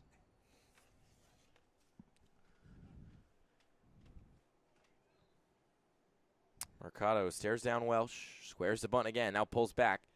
Sees the pitch go by for a ball.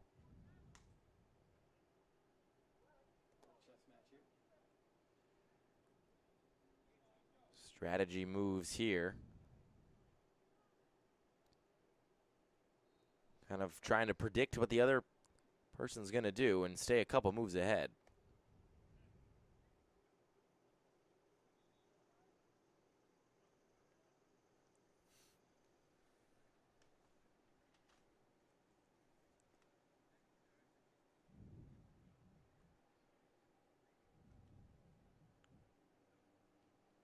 After a timeout and a discussion with the third base coach, Mercado's going to step back into the box. He's got Master on first and nobody on. Pulls back from the bunt and sees that pitch go high for ball 3. Tough spot for Welsh. You know, you get out of that 7th, you look pretty good. You sit back down, you watch the 2 runs plate, and you think, well, I might not have to go back out there for the 8th. But he's back out, and he throws a strike there to make it 3-1.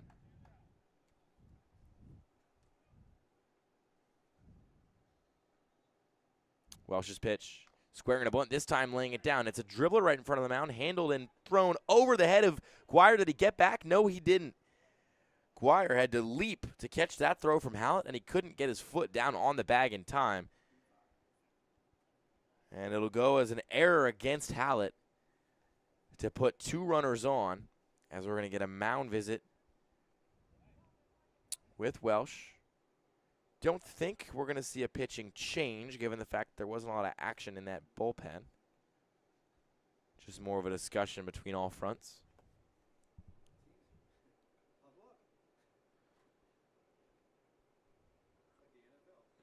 It's almost like in football, the teams are going to huddle up and talk things over.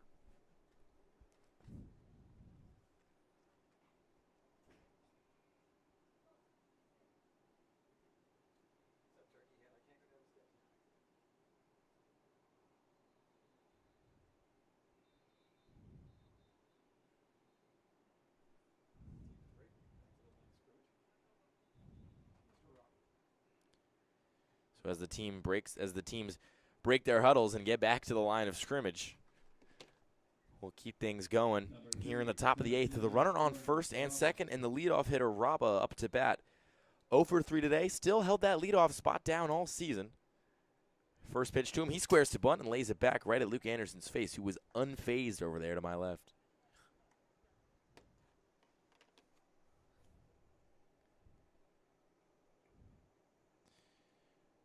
Mercado and Master not taking huge leads. They don't want to catch themselves out. As the infield in again for the Generals. The pitch to Raba. He squares to bunt, lays it down. It's a beauty, but it rolls just foul. The cut of the grass probably had more to do with that than anything. It was rolling fair, staying on that dirt, but came up against where the dirt meets the grass, and the kind of change in elevation pushed it back over the line. So it's a 1-1 count.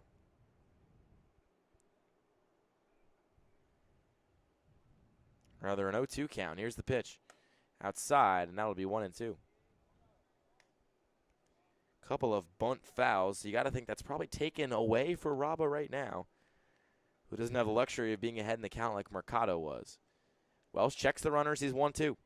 This one's lined into left field. Coming on and coming back are Sestwicki, and the laying out catch is made by Bischoff.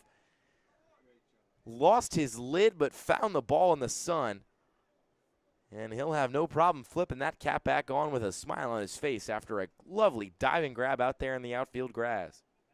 Number 7, right fielder, Austin Buchanan. So with 1 retired, this makes the double play ball an inning-ending endeavor. We've seen the Gens turn 1 incredible double play so far really efficiently back there in the 4th when Franks was still out there. Welsh's first pitch to Buchanan, a called strike.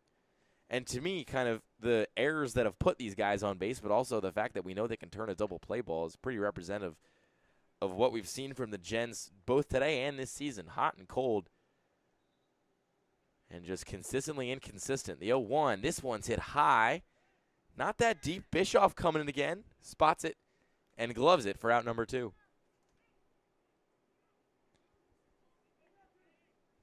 So there's 2 gone in the top of the 8th. 11, the DH, Andrew Hedrick.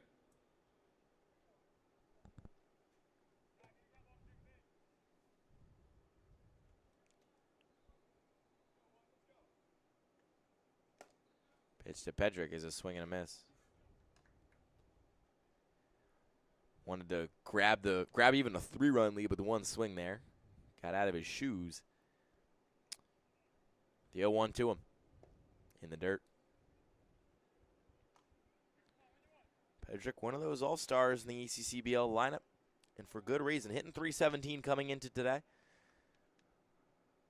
Swings and misses at that pitch, though, and it's a 1-2 count.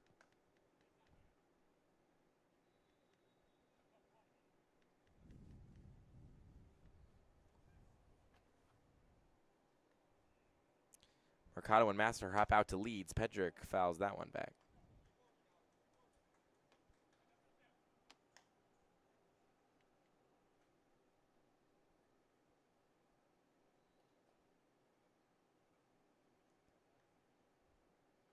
One, two. Chopped foul off his own foot. That's going to hurt for Pedrick as he jogs around. Glanced off the cleat that doesn't have the armor on top of it.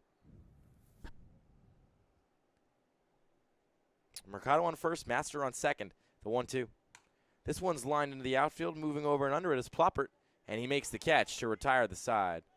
And fired up as he comes off the mound is Tim Welsh. He's happy to get out of that one, as the worst the Generals can do right now is tie. It'll be up to their bats to win this in the bottom of the 8th in Game 1 of our doubleheader here at Moody. Don't go anywhere. The Kings 3, the Generals.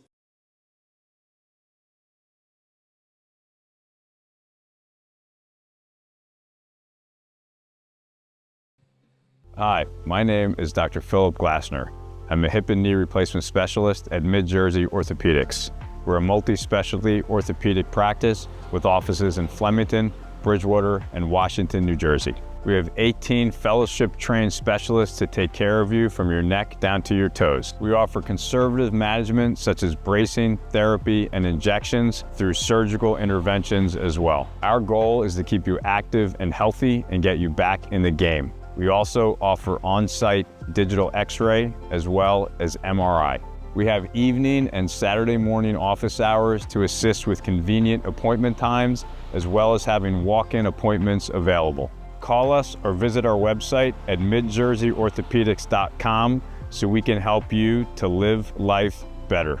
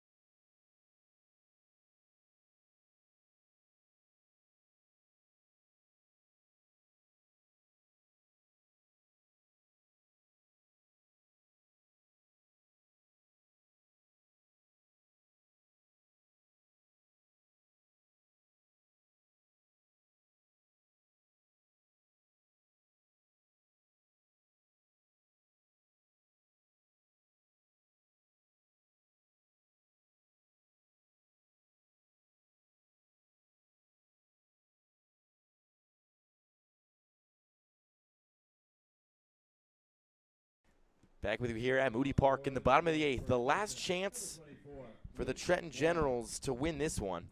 We play just 8 innings during these doubleheaders, so if nobody scores, it'll be a tie, and then we'll get a 30-minute respite before heading into Game 2. That'll be Luke Guire, the big, tall first baseman, to get things going as he takes the first pitch down low for a ball. Guire 1 for 2 today. Has had his chances with runners on.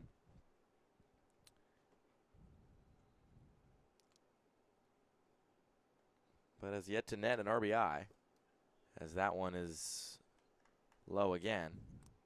It'll be 3-0.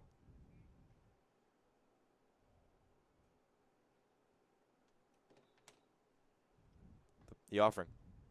Way outside, snagged the fence. That'll make it a 3-0 count. is going to pick that one up is Wisniewski, jogging back onto the on-deck circle. Or on-deck area of dirt. Don't want to give Coach Coryell too much credit. That one's a called strike. It'll be 3-1. Kind of up high. But the umpire saying that he caught the corner. 3-1. Fouled back.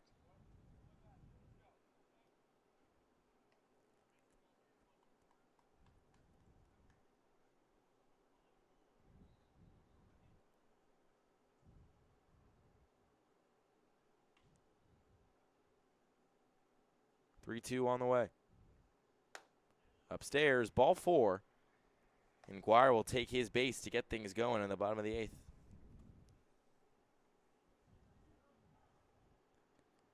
This will bring up Wisniewski. The DH, as the Kings just doing their best right now to stay alive in this game and maybe even just escape with a tie. Wisniewski squares the bunt, drops to a knee, but pulls back just in time. It'll be a ball high.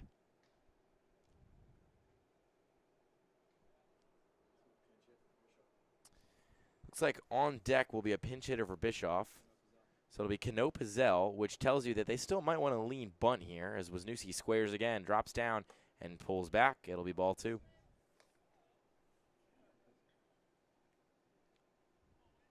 Infield slightly in for the Kings, not as aggressively in as the Generals infield was last game. When we get to the extra innings in these bunt situations, kind of just feels like a game of chicken between these two teams. The 2-0. Called strike, got the bottom right corner of the zone. Guire doing a good job not to get too aggressive on the base path over there with Nzilla playing the way that he has been behind the plate. Yeah, and Nzilla caught 2 runners stealing, got a pick off, and caught a guy in a rundown as that one's fouled back on the bunt. So the count is even at 2. Guire on first, nobody gone. Wisniewski at the dish. With kind of the intent that Bethea is coming in from third to cover this bunt, you're thinking you might want to just lay that down that first base line if you can.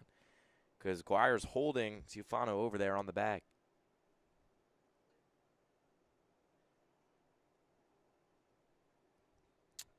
2-2 on the way. Check swing, didn't go, ball low. As Coach Coryell gives the signal to Luke Guire. Can only wonder what this might be. He could be telling him to go.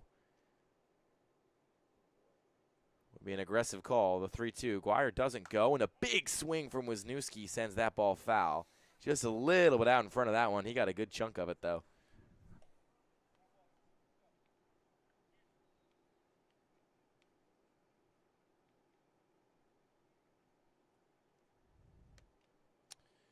Three-two count to Wisniewski, with Guire taking his lead over on first.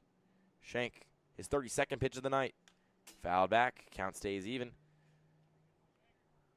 And Wisniewski stays alive.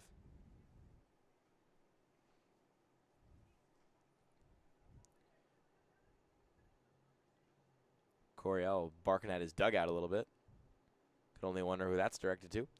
3-2 for Wisniewski, with Guire on first. The pitch. Ripped hard down the left field line, just foul. That might have ended that. Might have ended this game if it got back there into the corner and did as all these balls in Moody do and bounce around kind of weird. So he's been ahead of the last couple pitches. Got to think some adjustment might come as a result. Coming set is Shank. The 3-2. Big swing and a drive into left field. Going back is Master. Looks up and he's gloving it right in front of the fence. That was well hit by Wisniewski. Maybe a couple more pounds on the bench press and a couple more pounds on the squat, and that thing might have gotten over the fence. But Wisniewski will be retired to the dugout and bring in Thomas Cano Pizzell. Going into his junior year at Shippensburg University. popping out to a lead is Guire. Canopazell, big swinger, but lets that first pitch go by for an outside ball.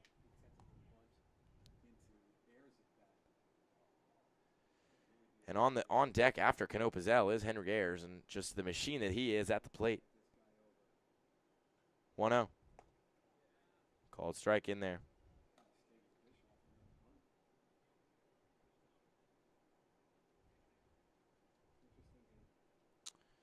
Canopazell loves that left field grass. That's where a lot of his hits go. See if he has it here, the 1-1. 2-1 on the outside ball. A .313 hitter on the summer and an ECCBL All-Star. Canopazell hitless last time out against the Pocono Timber Rattlers. In a big spot here. Fouled back to even the count at 2. And that ball has wedged itself into the fence. So a new one for Shank.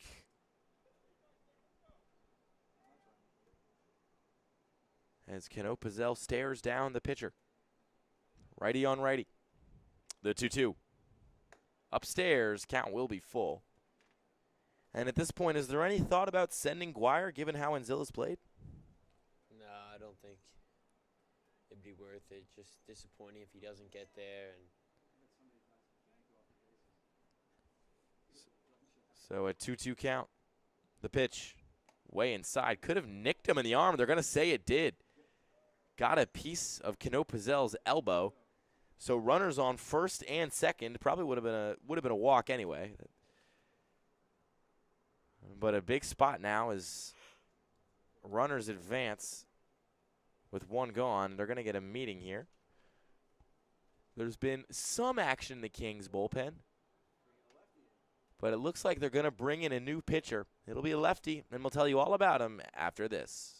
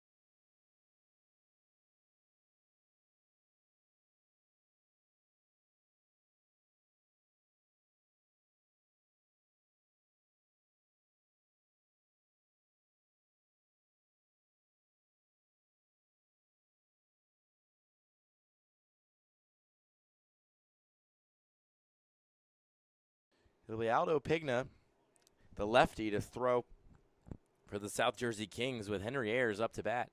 First pitch to him, slap the other way and fair. This could win it. And Henry Ayers has done it.